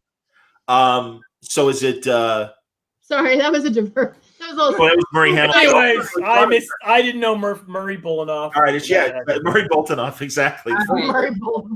Murray Bolognese. Yes. Murray Bolognese, who was apparently playing Mrs. Robinson in the Mrs. Robinson. Shawna's rolling. Go. All right. That would be a 6. I still have 0. I hate this game. I hate all of you people. I don't get it. One after another. Go for it, John. I'll take the car. Give me the I'm car. 3 hours ahead of you. How can you yawn? Okay. I know. I'm sorry. It's because I haven't drank alcohol in months and months, and now I'm having champagne, and Shawna's trying to kill me. Rosé champagne. Well done. All right, here we go. Who played Alex Haley in the television movie Roots 2? Because they go all the way up to Alex Haley in Roots 2. Roots 2. Roots 2, The Revenge. That just makes me. We're doing Roots 2. You will be Alex Haley. Okay. Brutal. Come on, Shawna. Roots 2. James Earl Jones. I'm sorry? James Earl Jones. It is James Earl Jones. Shawna is correct. And is leading the pack right now. 2. I have 1. And Julie and Tom still have goose eggs. Well done. Pulling it out of her ass. I'm very impressed. That was outstanding. All right, I'm rolling. I'm going to see her hold my Eisners that I want to remember. All right, I have a 1. Oh my god, it moves. The Eisner actually moves. Oh, that's awesome. Yeah, I knew that. I know Oh, that. cute. I remember when I used to win things. I'll never get an Eisner. You should send it to me so I can hold it. Yeah, and then we'll take a photo with it. And I'll take a picture and then I'll send it right back. We did that with an Emmy. But a show we wrote for won, but we did not. Did you film and TV people know I was nominated for an Emmy in the late 90s? What? I'm sorry. Go on. A Chicago Emmy, but an Emmy nonetheless. Same size award number. I have a nice certificate that for the news or sports stuff. It was sports stuff. We had a weekly. It was a talk show, and I was the Andy Richter of the show. but we did a best of show where we showed a bunch of clips, and I did a bunch of characters, and they made me up to look like a priest, and they made me up. I was an Irish Catholic priest who was a big Notre Dame fan. We don't like losing. I was doing my best. I don't like losing. Okay, Rocky, up against the wall. I was doing your 1930s Warner Brothers cop voice. And I did Schwarzenegger in it and stuff. Come on, get to the chopper. Come on, I mean it. But yeah, I got nominated. My robe almost. So I got a 1. So that's locations, I believe. I believe Julie, I believe Julie's turn to ask. No, but John, you're asking the question. Oh, here we go. I'm ready. Yeah, I had to get a water. Okay. No problem. I have my water standing by. But yeah, I got a 1. Okay. What planet's moon was the 1981 Sean Connery film Outland set in? What planet's moon was the 1981 Sean Connery film Outland set in? I remember the movie, but I'm trying to remember the planet. I mean, pick a planet, and then back then there were 8 or 9, but now there's 8. That's one of the moons. Okay. Back then. I would assume that it's got to be a habitable planet, so I would assume it's one of Mars's moons, but I'm gonna say Mars. It's Jupiter. It was. I knew that one too. Hilarious. I know that because of Jim Starlin comics, because he always puts things on Jupiter's moons. I forget who. Because they're habitable potentially. Yes, Titan especially. I didn't know that. There you go. Yeah. All right, moving on. It's I'm rolling. 6. Whatever that means. 6. Okay. Yeah. And Tom, do you have Silver Screen by you or no? I got nothing. I'm useless. All right, to you. no problem. I'll ask a question. Dare. I'd ask, but then you'd just be angry with me. Is anyone even watching? It's probably just the 4 no! of us. Honestly, we're holding our audience. We're doing really good. I'm so sorry, You everyone. people, it's a Friday night. Well, Yeah, it's a lockdown. Friday Where are they gonna go? Where are they gonna go? Okay, this is a We're good hoping question. Tom gets drunk My off app this. is terrible. Okay, this is good. Who did Robert Alda play in Rhapsody in Blue? Oh, like the character name? Yeah. Who did he play in Rhapsody in Blue? Robert Alda. That's Alan's dad. I was just watching Alan Alda on an old buzzer game show while I was downstairs. Oh, hilarious. I was listening to Alan Alda narrating a chapter from World War Z. Oh, those are great. That audiobook is so great. It's so great. It's so not like the movie. Yes, very much not like the movie. You're absolutely right. So a friend of mine's father is Alan Alda's accountant and said he has more money than God. Would Alan Alda like to give us money so I can buy that dilapidated house a couple streets away and that looks like Grey it? Gardens? And I'll Grey Gardens it. I looked it up. It's so beautiful. I looked it up. It was sold in 1970. It was built in 1920. It was all the owners lived there for probably 50 years and sold it in 1970 for $30,000, and it has not sold since. So who lives in there now? No one. It has been that way since I have lived here, and that's been 15 years. And every time I pass it, I'm like, so my realtor gave me advice today. I'm going to write a little post-it. I will post this on Twitter and Instagram when I get a chance. And I'm going to leave it at the house with a note that says, I'm really interested in this house. Would you be willing to sell it? And see if they would maybe sell it to me. And then we can all get an HGTV show and have somebody help me figure out how to rehab it or remodel it, because I don't know where to start. It would be a beautiful. But then I could have all of our comics friends come and stay in it, and it would be beautiful. It'd be so great. Be like you can see the Hollywood sign from this house. It's so great. I want one of those fancy Hollywood houses. I know. So do me too. Who was what's his face's character in Rhapsody in Blue? He played not Irving Berlin. He played Irving Berlin. no, I'm sorry, that's incorrect. It is a different composer, George Gershwin. Gershwin, who actually wrote Rhapsody in Blue. Ah! Yep. I thought it was Irving Berlin. That's all right. That's like when Cary Grant played Cole Porter in Night and Day. Ironically, I'm playing Cole Porter, who had no interest in women, but they wrote a love story in this film. Kind of like everyone watching is screaming at their screens right now, like Gershwin. There's nobody shouting here. I was gonna say, sure they are. Maybe. I hope they are. Maybe one or two. I bet if Don Lenz is still watching, he would have known the answer to that Scream one. louder. So that's awesome. Every now and then, people are just, at least acknowledging the movie. Somebody's like, Stubby K.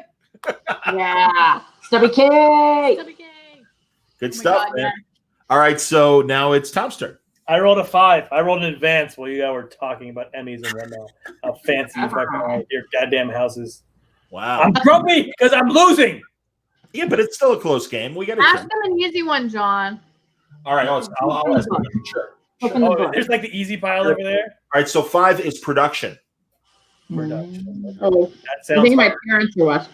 Our parents must be watching because my dad is texting me things like, I can't believe you missed that. The soundtrack for United Airlines.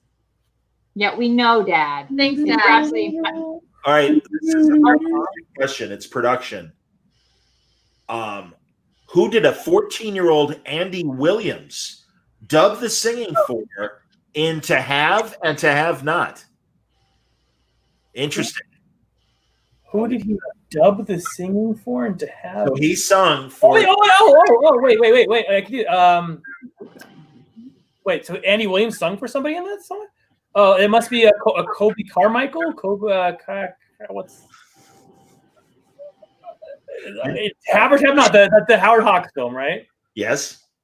There's only 2 people who sing. She sings a song, and but he's a musician, so he wouldn't be dubbed. So, and there's no way that there's no way Humphrey Bogart sung, did he? Oh, yeah, exactly. So with the 14-year-old Andy Williams voice, that would be amazing. All right, sweetheart, I'm gonna sing Moon River. Dude, guys, I have Moon River on my children's fall asleep, and it comes on every once in a while. It's such a good song. It absolutely every time. Thank you, Henry Mancini. Thank you, Henry Mancini. In The Simpsons, when they go to Branson and they go to see, and Nelson Muntz insists that they go to Andy Williams to see him sing, and he's singing Moon River, and Nelson is enraptured and just second encore. He did it, and you don't think he's gonna do it? Bam! Second encore.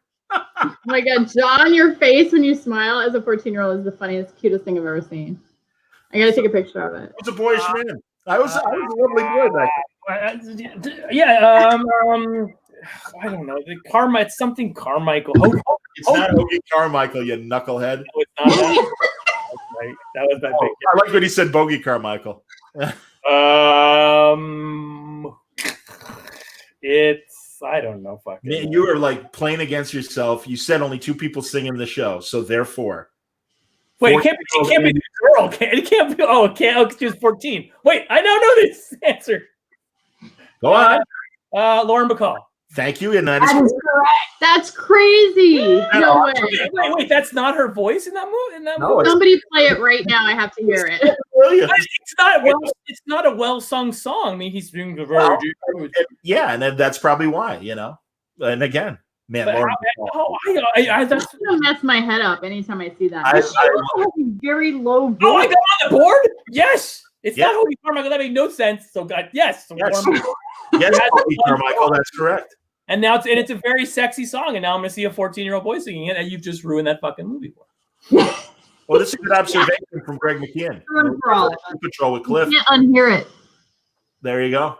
I guess Robot Man sings Moon River in Doom Patrol. Oh, I love that song. I'm telling you. Oh, all right, what's next? What's going on next? Oh, it's Larry. It wasn't Robot Man. It was Matt Bomer and Negative Man. All right, so now Tom is on the board. We now have I'm on the board. It's 2. Shauna has 2. I have 1. Tom has 1. The moon. Julie has 0, but she's right in the game because it's only a 2-point lead. And now it's Julie. I am the conqueror. We're only 2 rounds in. I should have bet something on this. Like I rolled a 5. Like, I get one of the Tom King bad you rolled a 5. Wait, I have a question. I had to look it up. What the fuck is what's a Huckleberry Friend? I love a Huckleberry Friend. A friend. Yeah. What does it mean? What is a Huckleberry? I wonder this every. What you don't know? And then Audrey Hepburn, right? They're like, I hate that part of that song. That's the part I hate the most is that one phrase. My huckleberry friend is like, ugh, stop. It's like huckleberries with it? I don't like the phrasing, and it's like 3 syllables to say huckleberry. You're entirely wrong. Andy Williams kills it on Second Concord. Well, and so does Audrey Hepburn. When she sings it in Tiffany's, that's really beautiful too. And that really is Audrey Hepburn singing it. So. And she actually sang that one, unlike My Fair Lady. Absolutely. Yes, Julie Nixon.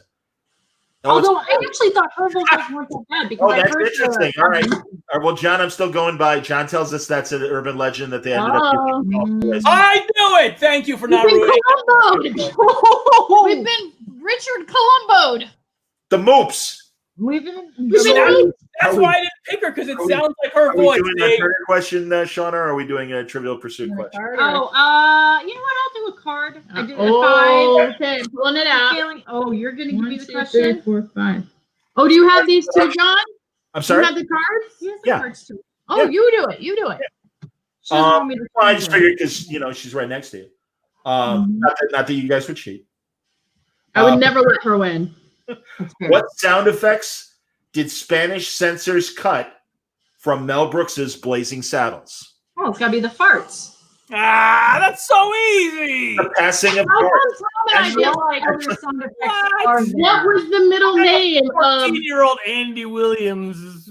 I get a question that's actually not true, and you get fucking look. Sometimes the cards fall in your favor. Sometimes they don't. That's right.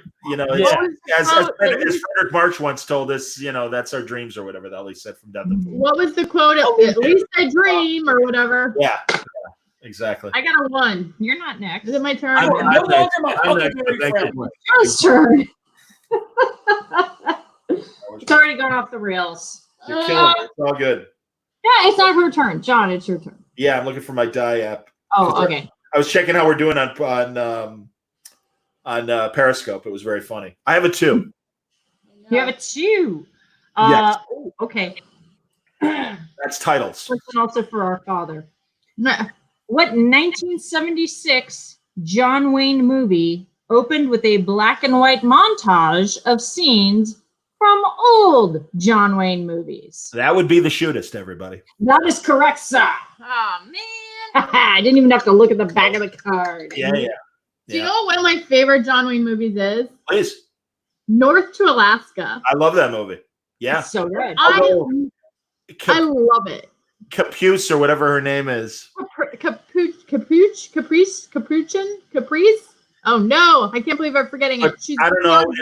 She's lovely, but she is one of the worst actresses of these. She's not good. She's so beautiful in it and wears outfits like this, and she's very charming and French. And I love just John Wayne in the whorehouse. Hey, how you doing, ladies? And then who's the singer in it? Fabian. That's right. Yeah. And Stuart Granger. Yes, Duke, you went to get my wife. Yeah, but she didn't want to come, so I got another hooker. It's good. Just as good as the first one. and Ernie Kovacs as the con man and stuff and everything. Ernie Kovacs is so good. It's such a good movie. I love that movie. Oh yeah, it's a lot of fun. If you haven't seen North to Alaska, add it to your list. Capuchin. I was watching The Quiet Man with my daughter just this week. Oh, we love The Quiet Man. I love it. I feel like it's a good. She's like, is this a good movie? I was like, it's good, but at the end, to win her back, he kind of beats her. So you have to. That part I don't love. Context. Yeah, that part I don't love. That part I don't love. He drags her through. He drags her back all the way back to the house. Yeah, it's not good. Yeah, but I love the rest of the movie. It's good. I feel like Ireland. She's she loves it, she kind of does. I mean, otherwise she wouldn't have done that little prancy walk. I don't think we should say any woman loves being dragged. After she throws the money, that makes it more problematic. The fact that they portray her loving it. It's only like Shawna. She wanted him to fight for her. Yeah, but not fight her. Anyway, go on. It's your turn, Julie. Here's a stick to beat the lovely lady with. And Victor McLagan is the big bully that. He's so good. I love that guy. Put his name in the book. His son. Tie Yellow Ribbon. He's so good in that one. Oh, she wore a yellow ribbon. Yeah, World War I hero. He was like a fucking fighter in World War I. Was he really? Yeah, Victor McLaughlin. Oh yeah, and his son, and then he was like a matinee idol, which is like so crazy because his late version of him is so craggedy. He was also. I only know his late version. I don't think I've ever seen a movie with him younger. It's like he was always 60. Yeah, he's always that guy. 55. I don't know. I forget which movies, but Andrew McLagan, his son, directed a couple of John Wayne 70s movies. Terrible. He was like the guy when they're like, we want to go to have a drinking movie together. There's a joke about him in the Quentin Tarantino movie about Andrew McLagan. Yeah, they make it in the latest. Once Upon a Time in Hollywood. Yeah, they make a throwaway joke where they're like, "This isn't an Andrew McLagan movie where we can all just drink on the side. We have to actually." Oh, is that right? Yeah. I missed it. Oh my god! That's why John Wayne liked him, because he could boss him around and the kid would take it. Because all right, whatever you want to. Okay, you know. There. By the way, that John Wayne biography by Scott Iman is incredible, and you don't have to want. I understand that John Wayne is not a great man and had a lot of issues, but the book is amazing. And he made like 300 movies, and they spent like 5 pages on the shitty westerns he made before Stagecoach and stuff like that. Wow. I was gonna say, it's really incredible. I gotta read that. I'm trying to do audiobooks, and a lot of those biographies are not on audiobook, and it's really annoying to me. Yeah. Tom, it's your turn. Great. I don't read. Love the shows. God damn it. Vamp. No worries. And Vamping. Don Siegel directed The Shootist, right? I got a 6. Okay. 6. Wait, it's my turn. Go ahead and read. Yeah, you can read. Oh, no, you did. Or no. It's Julie's turn. I beg your pardon. Dang, I was so close to skipping. All right, so we'll save your 6. It's all right. Julie, I apologize. I had a 1, so don't worry. Okay, you had a 1? If you get the card, it means that you are doing settings. Ew, no, give me the book. Okay, I'll let you. Well, technically, you're not allowed to choose because. Oh, I'm not allowed to choose. Give me the card. 2 is your number. See, I'm sorry, you have to choose settings. Okay. Okay. Oh. What Disney character was born aboard a circus train in Florida? Dumbo? Dumbo is correct. How is that a setting? What? How is that a question? A train is a setting. What other character could it be? It's a setting. Sleeping Beauty within a goddamn train. Actually about a half dozen because there were a bunch of storks that came and dropped like packages all along the train. That's true. It was not actually born. It was created in the sky and then dropped there. That's not birthing as far as I've seen 3 of them. Born. Listen, I finally got a point. Exactly. No, we're good. What am I looking at? Oh, the baby. Doing my 3 bird thing. Tom had a 6, so you guys can ask Tom a portrayals question, which is hard. Also, I'm already dead. Baby. Andy Williams. 14-year-old. Okay. Huckleberry friend. I hate that line, Tom. It's like I had this ex-boyfriend that constantly would do the Buffalo Bill voice at me, and it made me like my skin would crawl off my body. I hated that voice. Put the lotion in the basket. I hate it. What does Buffalo Bill have to do with Huckleberry That's Friend? what that phrase reminds me of. I had the same visceral reaction when somebody says Huckleberry Friend. Oh. I have so many questions about that stuff. Why was your boyfriend doing this? Putting the lotion in the basket? Mancini was stoned when he wrote it. He was a big pothead. Enough said. Hey man, I really want some huckleberries right now. I'm putting that in the song. I need a 4-syllable adjective. Ugh. What the heck are we doing? Portrayals? Genuinicity. Portrayals. Okay. Gotta ask. All right. You guys are Who portrayed the frustrated pursuer of Burt Reynolds in Smokey and the Bandit? Oh, what's his face? Let me see. I can't help you with I that. have no idea. Oh, wait, this is my question? Yes. No, it's Tom's question. Oh, It's Tom's question. I'm bad at early 70s movies. Oh, come on. Good Lord, they couldn't hand it to you easier. It's goddamn Burt Reynolds and it's Smokey and the Bandit. Tom DeLuise. Do the fuck wrong. He was chasing him in every movie. You might as well have said Jerry Reed. Snowman. It's also not Jerry Reed, and it's also not Paul Williams and Pat. It's also not Paul Williams, technically. Junior, I'm gonna go home and punch your mother in the mouth. Junior, I'm gonna go home. It is a lie. I've never seen this movie. I've never seen it. Oh, you gotta watch it. When I was a child, I remember Dom DeLuise and Burt Reynolds were friends and often played together. And our good friend Paul Williams. Oh, but Paul Jackie Williams. Gleason. It was Jackie Gleason. Buford T. Justice. Jackie Gleason? I would have never. Junior, I'm gonna hit your mama in the mouth. There are certain movies that like these mid-70s movies that were on TV all the time when I was a kid, and they would like the cartoons would stop and those movies would come on, and I hated them for being that. I got to tell you, it is a funny movie. It is. No, I'm sure it's good. I'm just saying, as a child, I hated it so much. That's why I have trouble catching up with that certain aesthetic. I get it because Burt Reynolds made a shit ton of cheese, but that's actually a funny movie. Second one is who doesn't love Burt Reynolds? Burt Reynolds is an amazing person. Oh, and he batted 500. He made Deliverance, and he made White Lightning. Yeah, he made White Lightning, and then he made Paternity, and Cannonball Run. And I'll even admit now here's a guilty Burt Reynolds pleasure movie. Best Friends, him and Goldie Hawn. I love Best Friends because it's Shawna, my sister. Oh, that a girl. I do too, man. Him and Goldie Hawn are hilarious. And apparently he made a Peter Bogdanovich musical that I've never seen. Best Little Whorehouse in Texas.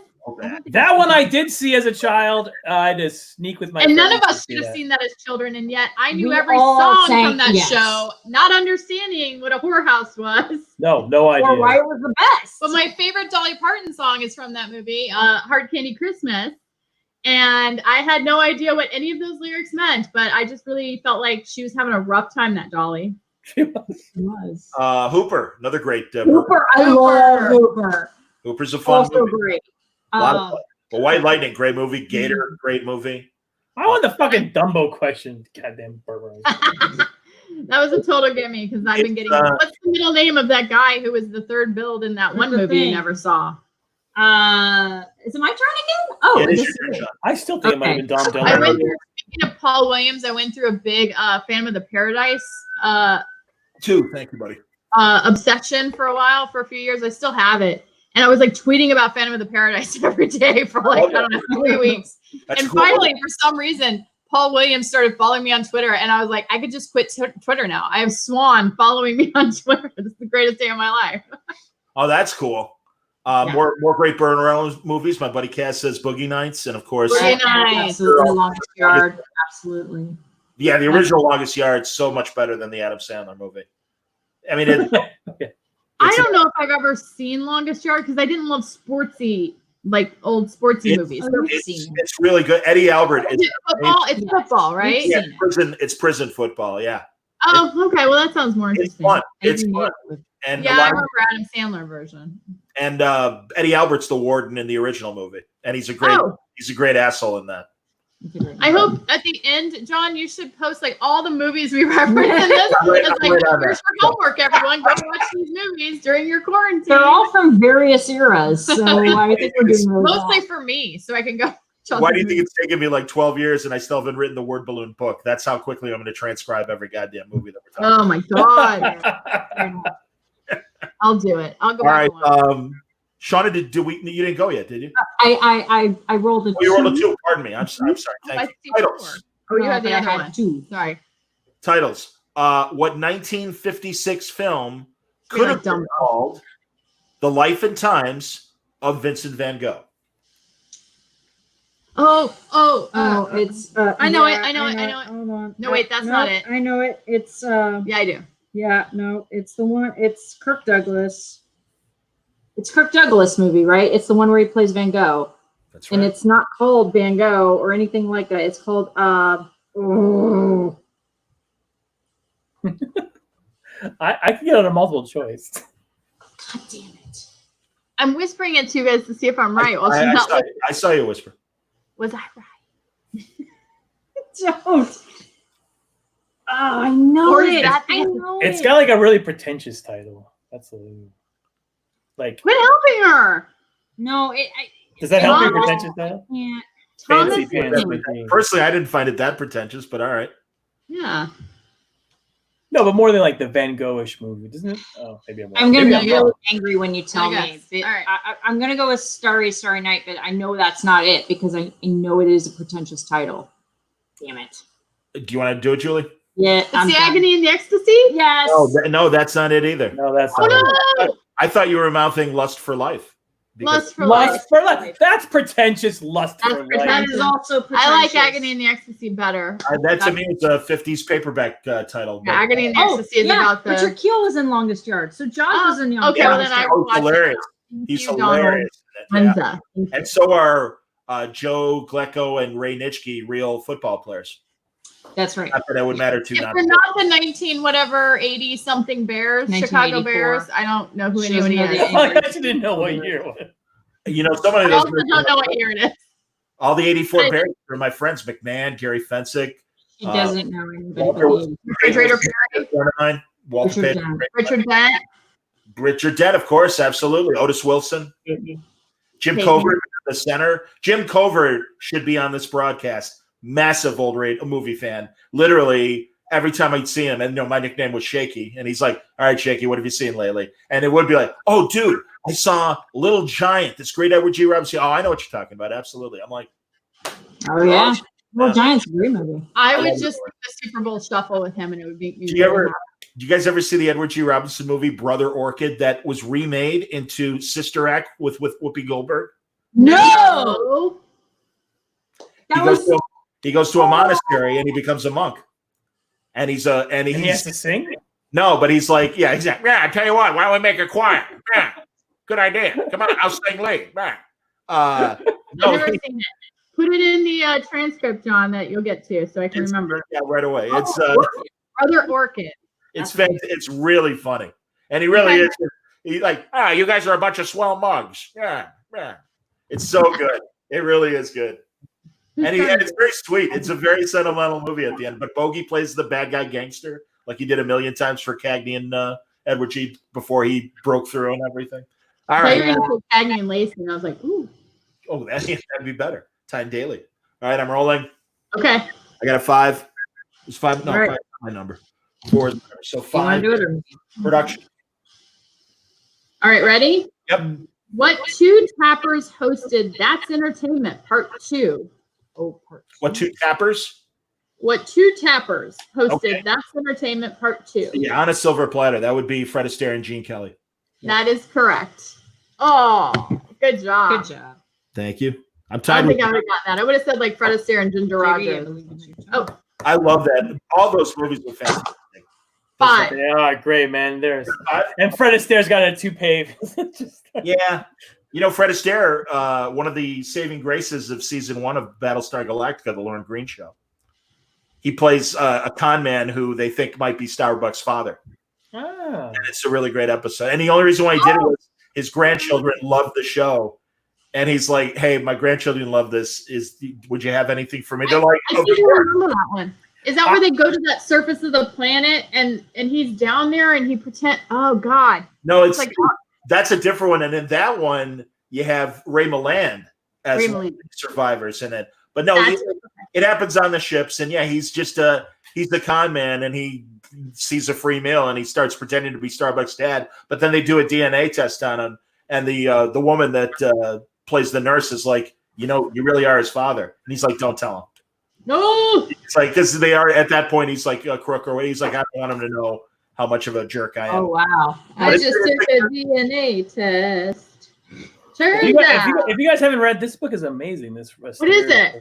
Oh, It's like, it's a breakdown of all their movies, and it's just like reviews. I have not read it. You can send it to me with the Eisner. Amazing. But the Can I imitate Arlene Horton from all the movies? And oh my dear, oh my goodness! Once upon a time, there were 3 little bears, all in the woods.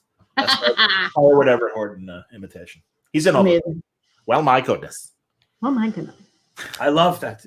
He starred in a bunch of movies. TC ended a day on him like last month, where he was like the legit star of like 10 movies. He's cool. He's funny. I always thought he was funny. I just want to ask you, how do you guys have time to read books, especially you, Tom, with writing everything and complaining about TV? I don't have time to read books. Yeah, I'm well. Yeah. When did you read that book? You have it laying there like you just finished it, or you were on chapter 7 by the time we called. This is my favorite books of all time bookshelf up here. So you know what I'm halfway through on my Kindle is Jimmy Cagney's autobiography, and it's amazing. I've heard that. John, if you had to pick any autobiography that if you've never read an autobiography about somebody and you don't even know about them and don't care, what's the one that somebody should just go read? Oh, what's his face? And I can't remember the title of it. Sterling Hayden's book, because beyond being an actor, he was an adventurer, and he took his little boat and sailed around the world and stuff. And it's all his little adventures. And I can't remember right now, but it's incredible. Sterling Hayden's book. Wow, that's yeah. So that's really cool. Well, that immediately comes to mind. Cagney's book, I swear to God, is incredible. I'm halfway through it. And he's still in the 30s, and he goes picture by picture. This is what happened. First time I worked with little Joni Blondell. Or the May Clark, the woman that he shoved the grapefruit. He's like, ever since then, every little diner I go to, they think it's a big joke, and they bring me a slice of grapefruit. And of course I eat it, Gerard recommends Harpo Speaks, which I've also heard is a great book. Awesome. Oh, yeah, Kaz, thank you. Yes, that is a great book. He is correct. Thank you. I'm glad you saw that, Shawna. So, and Don is like Edward G. sings Moon River. Yeah. My house he had a weird 50s with the McCarthy hearings where he was like, I'll never testify, never. And they're like, we'll take away your career. He's like, okay, I'll testify. Yeah. You guys have seen Trumbo, haven't you? The Brian Kelly movie. Oh, man. God.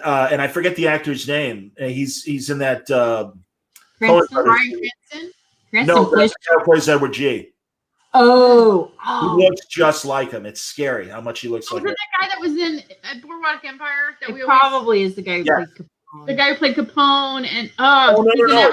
It's not the guy who played Capone. It's not him. He's in the Steve Jobs movie. If only there was a database that stored all this information. Way to look these things up. Yeah, feel free to look it up. All right, let's keep playing. Let's keep going. I need big money, no whammies. It's Julie's turn. No money. How dare you? Okay, 1. Oh, Michael Stolberg. Of course, Michael Stolberg looks exactly like Oh, Michael Stolberg. That does make sense. And the guy who plays Kirk Douglas. And the Chicago actor, Michael Stolberg. Oh, I didn't know. That movie is so well cast. And the guy who plays John Wayne doesn't look like John Wayne, but he's certainly like the panels. He acts like he's got the David James Elliott. He projected him. He's amazing. Yes. I don't know who that is. Do I? I don't know names. He's like one of those guys you see all the time, and you're like, oh, that guy. He's one of those. Sadly, but you're gonna go against me, Hedda. And God, Helen Mirren's amazing as Hedda Hopper. Oh, she's so good. I need to rewatch that movie. I got a 1. You got a 1. All right, that's settings again. And interesting. I just mentioned the director here. What city? This cartoon used to be a puppet. What city was the setting for Otto Preminger's Advise and Consent? It's pretty easy if you know the movie. Great movie. You're conspiring against me, aren't you? If you've never seen that movie, I can't recommend it enough. It's an all-star movie. Everybody is amazing in it. It's not Paris, is it? I'm sorry, it is not Paris. Which is the one that's in? I don't know. But Advise and Consent is the movie where it's the Senate hearings. Boston. Is it Boston, DC? Washington, yes, DC. Yeah. Yeah, and you're putting a sports hat, like I know what that means. I'm like, it looks like it's a W. It's like W. I live here. It looks like Walmart to me. Tom works for Walmart. Exactly. He's a pharmacist now. What does the W stand for? I don't even know. Washington Nationals. Oh, Washington. Washington. In Advise and Consent, Henry Fonda is the Secretary of State. And they want him to be the vice president. The Lee Tracy, the old character actor from the 30s, he's the president. He wants Henry Fonda to be his new vice president, but he has to go through the Senate hearing confirmation because the vice president died or whatever. Excuse me, no, he's not, because Lou Ayres plays the sitting vice president. He's just a Washington Politico, and Lee Tracy wants to be Secretary of State. Yeah. So he has to go through the vetting of the Senate. But it's Charles Lawton, Henry Fonda. The guy from Forbidden Planet, Walter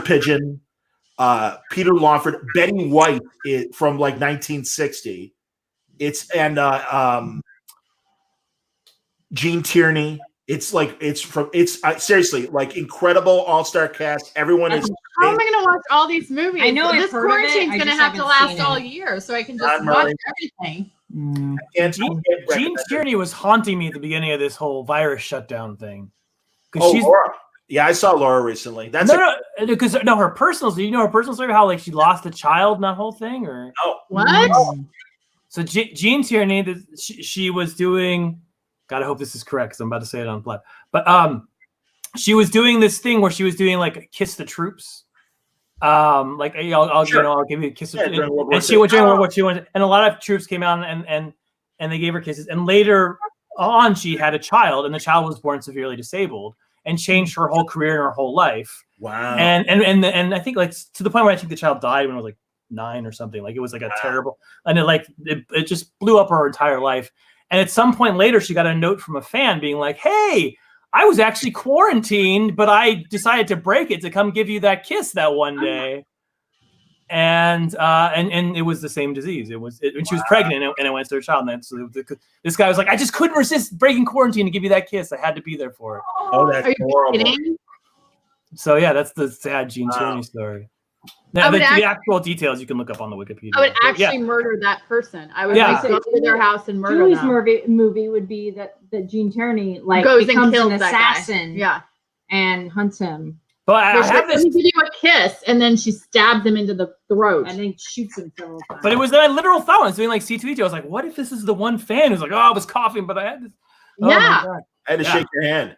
I still can't believe you guys went to CoronaCon. I can't believe you guys were Last there. time standing, exactly. And that's seriously, Tom and I for days after that are texting each other. It's like, I don't feel well. How do you feel? I don't feel well either.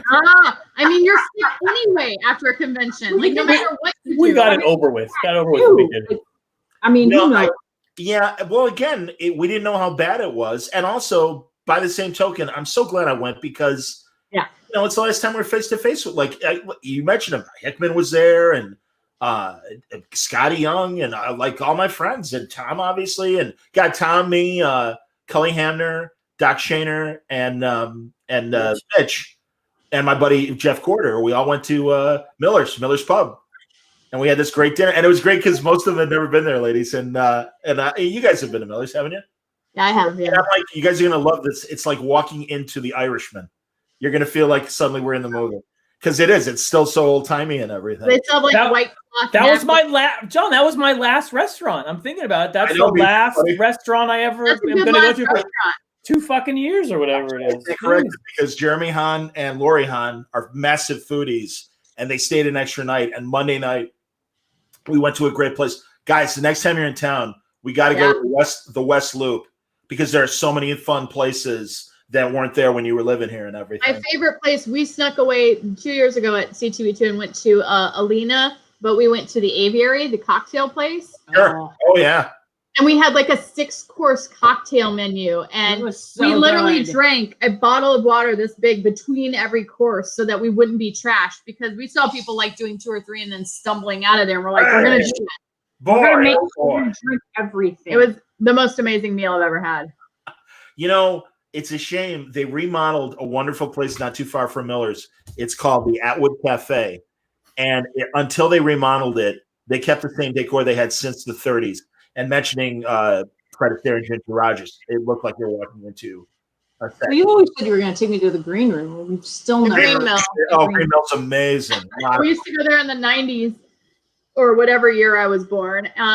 We would go there in the 2000s. It was post Swingers, and I was in college, and we would go there because they had it in Swingers, and you could still see the bullet holes, like Al Capone booth and the bullet holes in the wall because it had been shot up. It was so cool. And underground, they had hideout rooms and also there was a tunnel that went across the street. No, sorry, it was in High Fidelity. Go on, sorry. Oh, that's right. I was going to say, Swingers is an LA movie, right? Yeah.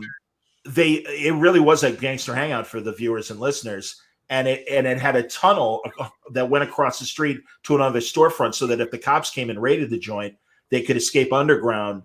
And while the cops were searching for them, stuff they'd already put on the street. And there were also 2 hideout full room, like bedrooms underground so that if they needed to hide somebody and stuff, they could live down there and everything. I want to live there. That sounds fun. I've always wanted to know if there was actually a front that was not a cemetery. Sorry, a undertaker, like in Some Like It Hot, where they would go through into the into the mortuary or whatever, and then come into the speakeasy. Like that was legit. Well, a joint like that is Miller's, because Miller's sold sandwiches on top and pretended to be a restaurant, but they had an underground casino. They had a sneak joint, and that's why I always take writers there and I tell them the story and stuff. And it's like, Rucka loves the place, Jen Van Meter loves the place, and that's why I knew Tom would like it and the boys would like it as well. So, that's a good last restaurant. Well, hey man, I like new places, and that's great. But there's so many wonderful places that still have character. And it's like, no, you got to go here, man. Because if you're in old time Chicago. Well, that's why we talk about like Musso and Frank's. Like Musso and Frank's in Hollywood is. I hate the menu because it's all prime rib, and I don't eat a lot of red meat, and it's all that like bloody prime rib and like mashed potatoes. But and I'm always like, can I just have a salad and mashed potato? You don't go for the food. I go for the martinis. I'm in. But the head bartender at Dantana's died. I know. He was there forever, and I used to, because you couldn't get a table at Dantana's, so I would go with like girlfriends, and we'd sit at the bar. And the bar, by the way, was like the size of this square area. You could fit, I think, 6 people there.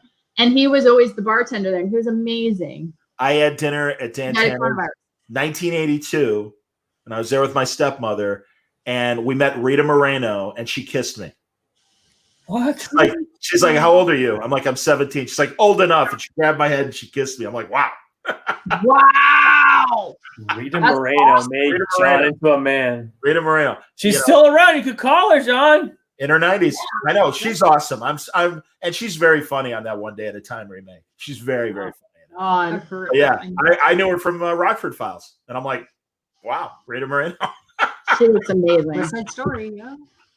West Side Story. Big fan of her in Marlowe, and I won't deny it, as the stripper, because she's lovely in that movie. She's got it going on in that movie. The James Garner Marlowe movie. Okay. I think I know that one. Yeah. We have to list the movie stores now. All right, let's go.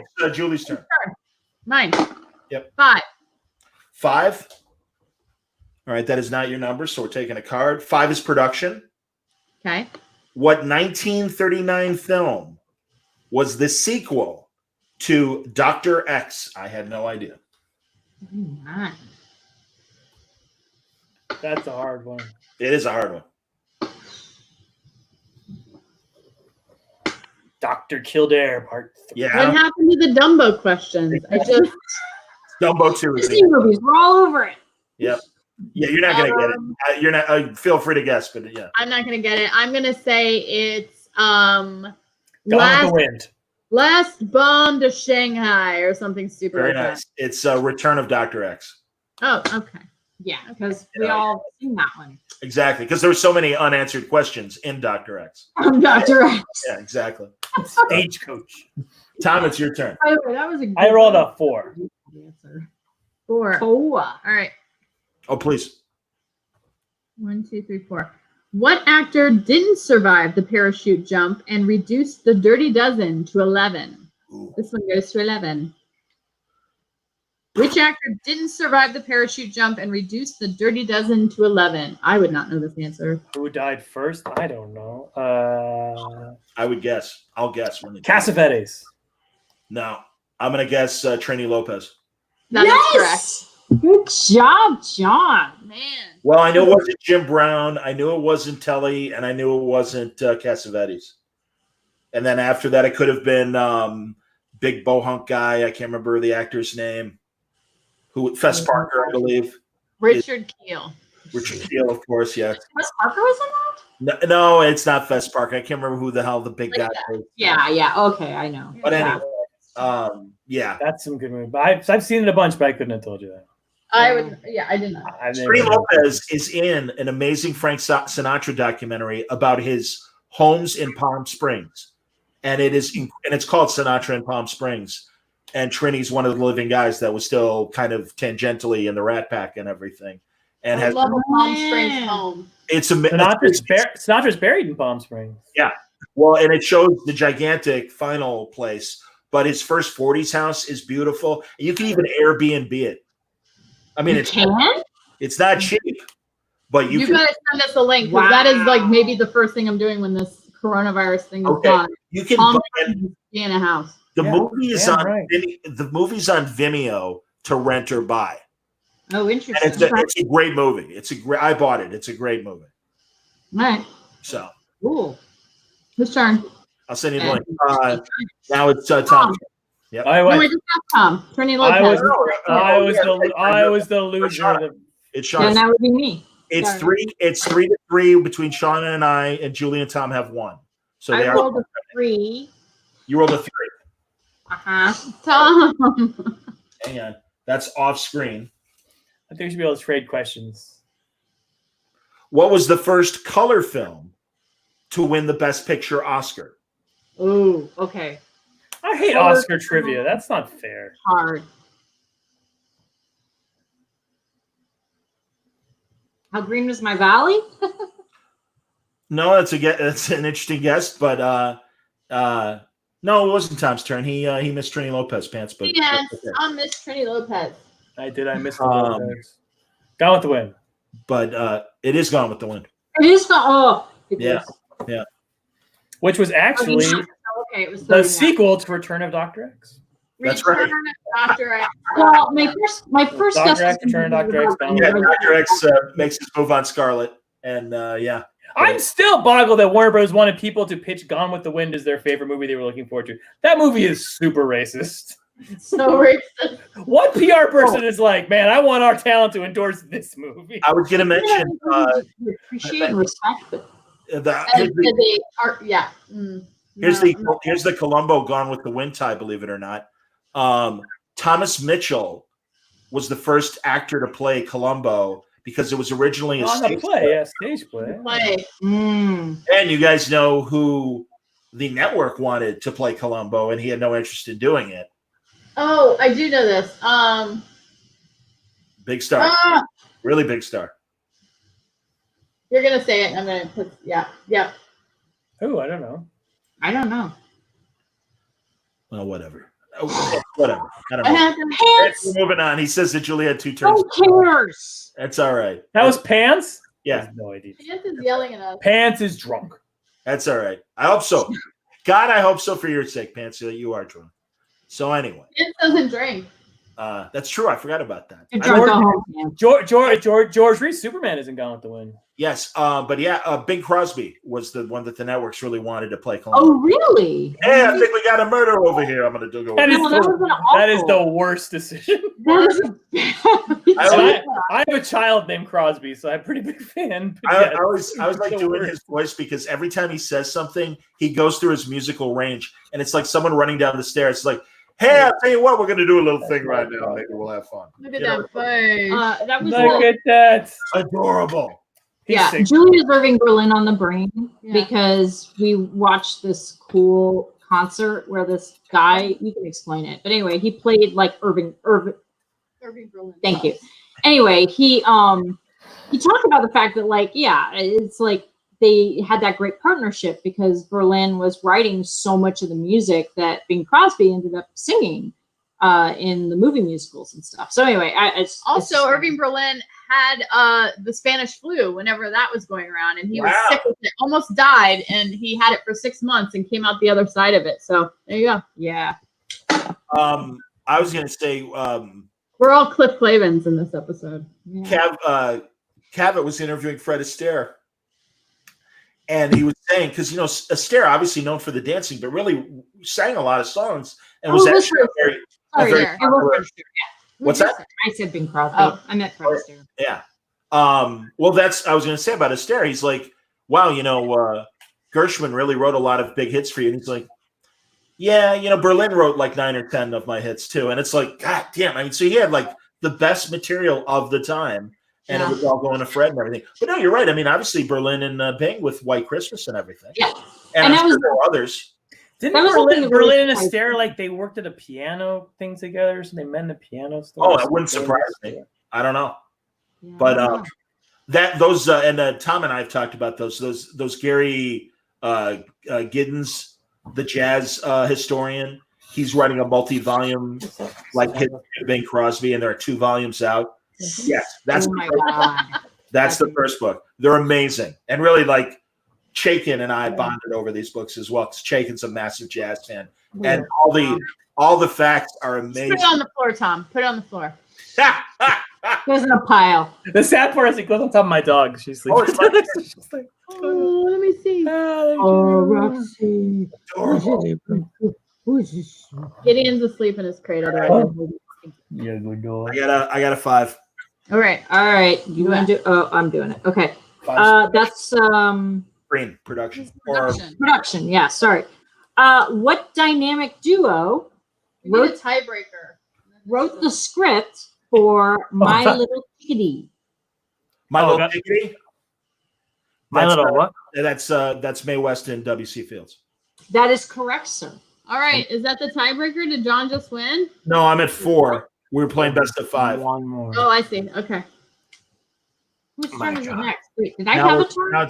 Yeah, you just missed. I just flipped it. I would not have gotten that in a bajillion years. Oh no, I knew that Mae West, and I was reasonably certain that Fields co-wrote it with her, but I knew Mae West co-wrote Chickadee. Yeah, that's a great. She's vastly underrated in terms of how much stuff she wrote for herself. Oh yeah, and was very litigious in getting things, and made Cary Grant's career. Yes, that's right. Hello, darling. It's wonderful to see you. Yes. Was Mae West the one who dated Thin Man? William Powell? No, Jean Harlow. That was Harlow. Yeah, and she died young, sadly. I'm getting my blonde episodes of the You Must Remember This podcast all mixed up. All good. No, all good. So okay, I rolled a 4. If it's my turn. All right, 4 is on screen. Okay. Okay. He was married to Carol Lombard, and then Carol Lombard ended up with. This is cool, and I hope you guys know this cult movie. What was put in the congressman's drinking water to trick them into lowering the voting age in Wild in the Streets? What was put in the congressman's drinking water to trip them into lowering the voting age in Wild? Well, I know what it is, but I've never seen this movie before. It's a great movie. I'm going to say LSD. LSD is correct. Yeah, it's got to be LSD. Right? I got a point. Yep, Julie, you now have 2. You're still 2 points behind me. What, you call acid LSD? You go right to its. That's a great movie. Shelley Winters is in the movie. Hal Holbrook's in the movie. It's a very cool late 60s movie. LSD. Kirk says it was LDS, and I go with whatever Captain Kirk says. Exactly. I like LDS. You did too much LDS in the 60s. Oh my god! I heard Dave sing "Just a Gigolo" on Spotify today. Hey, nice. That's quality. Would you like to swing on a star? I got no. That's the cutest. I can't hear the "Ain't Got Nobody" song and not think of Marty Feldman singing it. I can't. Oh, that's hilarious! Absolutely. You know, it's times like these I think of what my father used to say. He's not in the bathroom. Somebody else a chance. We just had this conversation with our dad. I swear to God. How are your parents? They're doing well. Yeah. Yes, they're doing very well in the land of Diago. I'm really glad you guys got to see him. That's good. I know you guys were worried. So. Yeah, I mean, you know. Yeah, parents. I'm hip. God bless them. That's cool. All right, so now it's Tom's turn. How are Tom's parents? How are Tom's parents? Well, Tom's mother. No, they're both. Or excuse me, they're both passed. Are they both? Your dad lives in. My mother's passed. Yeah. My father lives in rural New Mexico. Okay. New Mexico. And he's the most pessimistic person. Never call him on the phone. They'll be like, how are you doing? He's like, oh, my throat's been sore, but I'm sure it's nothing. It's probably the virus. Nice. I was like, well, if it's a virus, I can get tested. Yeah, but you still have a 10% chance of dying. So nice. This is my every conversation with my father. I want to talk to him. He sounds amazing. Yeah, just every single. We have a lot of time. I'll be like, the kids are doing well. You know, well, watch out because children are dying. They probably will be dying. He's not wrong. Did you have a 2? What did you say, Ian? I had a 2. All right, ladies, you want to ask or you want me to ask? Yeah. All right. 2. You do it. Tit category. I know. Titles, Mr. Connery. Titles. What? Title. I'll take the rapist for The 200. rapist. The rapist for 1,000. Take swords. S words. I'll take swords for 50. Short. What film had Steve McQueen on the receiving end of the line? It seems you will be seeing Berlin before me, after all. I know this one. I said that really weirdly. What film had Steve McQueen on the receiving end of the line? It seems you will be seeing Berlin before me, after all. The Great Escape. Yes. All right. Wow. Finally, back on the board. We have a Dumbo. or actually, excuse me. So right now it's Shawna has 3. I have 4. Julie and Tom have 2. Okay. This is a much closer contest than I can just get more Great Escape questions. Once again, Trivial Pursuit is a very difficult game. That movie is terrible. I mean, it's such a good movie, but they fucking lose in the end. Only 2 of them get away. So depressing. Jay, thank you very much for watching on Twitch. I have added the video podcast to the Twitch platform. So this is our first broadcast on Twitch since Sleepy baby Gideon. He's so Look at that big face. Look at that puppy face. baby. He looks tired. I'm sorry, Gideon. I know I'm keeping the ladies away from you. My little Ewok. He just wants some more bands. My dog's. I can show pictures. My dog's passed out, but there she is. Yes. I have a picture of my dog on my desk. Pants loves Gideon. Gideon loves pants. Mutual Appreciation Society. Exactly. All right, bye-bye, Gideon. I'm looking at what pants his Did shirt he just pee on me? No. needs pants. His shirt says "Who needs pants?" I like it, Pants. That's awesome, man. Good to see you, Pants. We miss you. Me too. We miss you. We all 4 of us miss you. Absolutely. We miss you. One of the Benson sisters won't say, but she doesn't miss you. I'm teasing. I miss you. I just think Gideon peed on me. I'm teasing. Aw, poor Gideon. Oh, there goes the robe. Good I Lord. think he has to go pee. No, I took the robe off. Do we can guys? We've been going for 2 hours. Do you want to do one more round, no matter I think what? we should do one more round. All right. I'll walk in. All right. Is it? No, I'm catching up. Is it Shawna's turn? That I is will the sound of fear is what it was. I'm ready when you are, buddy. 3. 3 is off screen. Oh, this is a tough one. Haha. Finally. What is James Dean's middle name? Oh, Yeah, you what? We've been joking about the middle name thing all night. Oh my God, what's James Dean's middle name? Sausage. Sausage. It's James Montgomery. Oh, it's Wormer, isn't it? Dean Wormer? I'm just gonna throw bad pun jokes at you and tell you. James.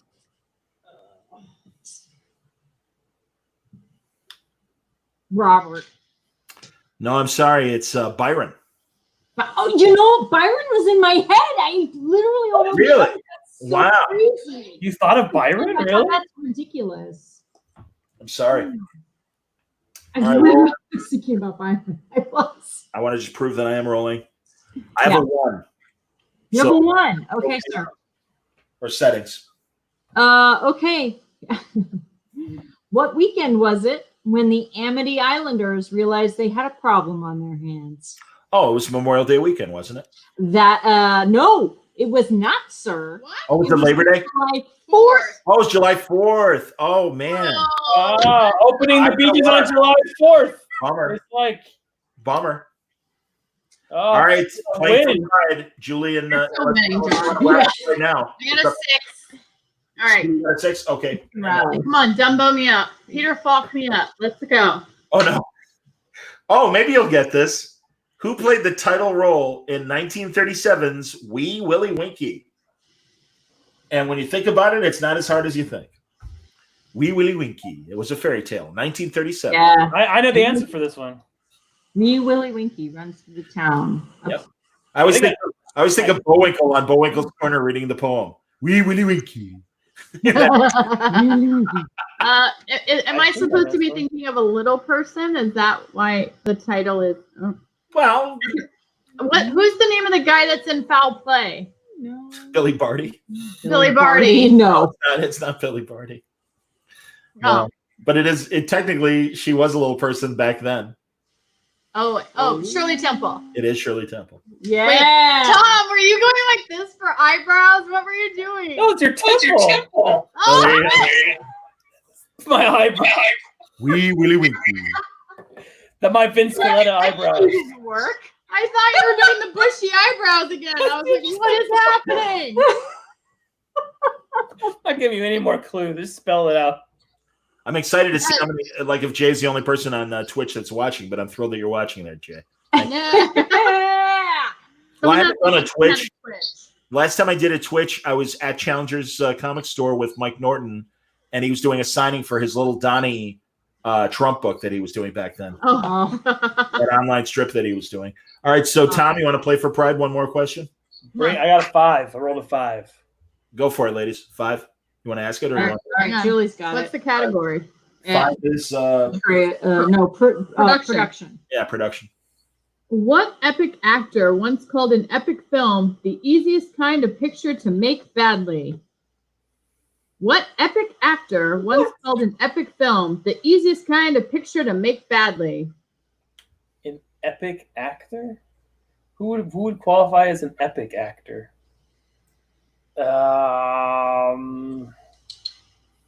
Epic. Kirk Douglas. I feel like Whoa. Other epic. Other epic.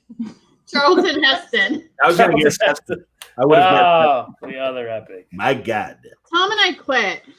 By the way, We're last gonna go right after What is that? so- Which epic actor said some quote that no one's ever fucking heard of? Of course. So it's Kirk Douglas. Yeah, you're right. I mean, John beat us again. Again. But, you know. Go, John! Yay! But you know what? it's- Well Fix earned. is in. oh, sweetie, you're lovely. No, I did much better this time Hey, out than I did. seriously, again, this is why I love playing Silver Screen. They are tough. I mean, it took us 2 hours to get through 5 questions. So Yeah, I know. Each. Come on. 20 questions.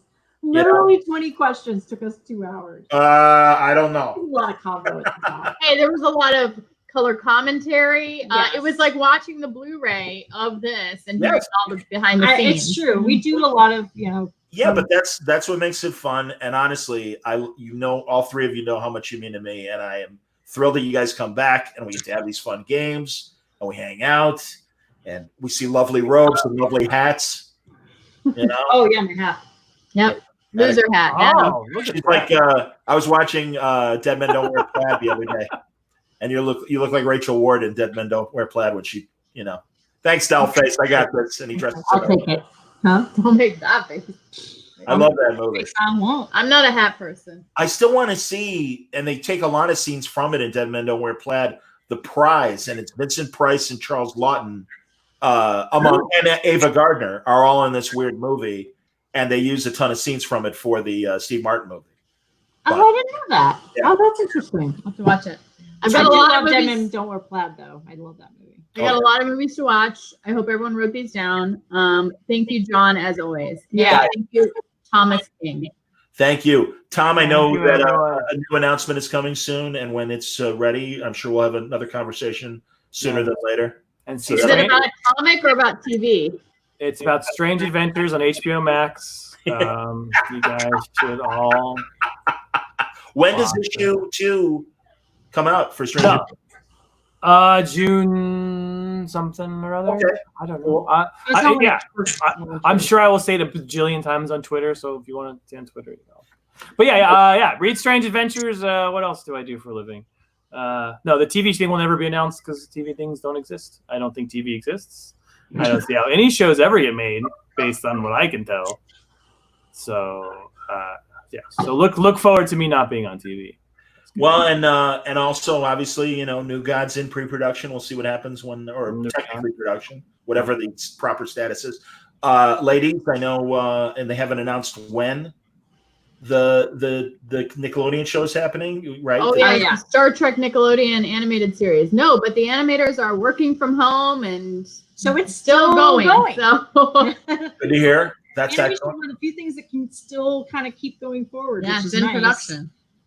But yeah. So once there's announcements about that, we'll be tweeting about that. And then we're just pitching projects. Yeah, hopefully the shows that we're rounding up to pitch next month, probably via Zoom, which will be super weird. We'll have announcements about some days soon too. So there you go.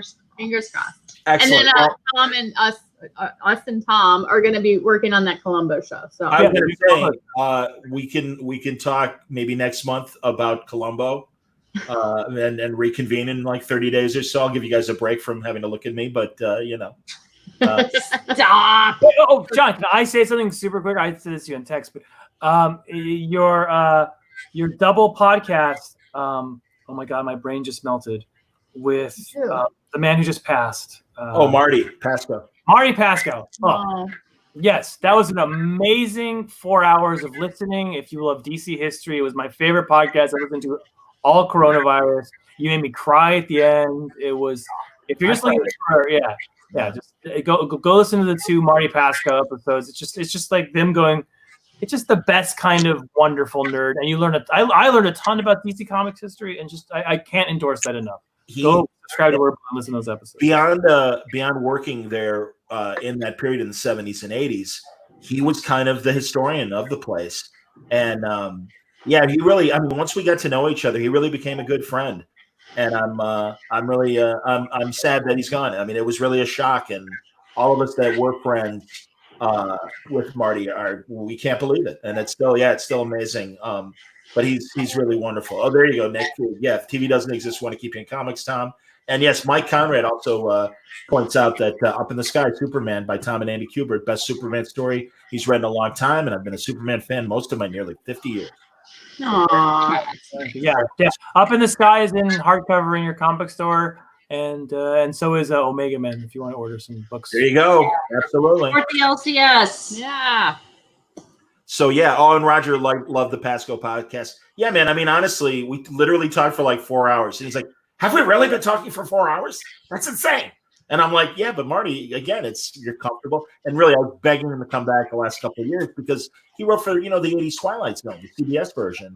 And I'm like, Marty, it's the 60th anniversary. You're like one of the few people who can actually tell me about the Twilight Zone that actually worked on it. That's still alive. I did have a Straczynski conversation about Twilight Zone as well.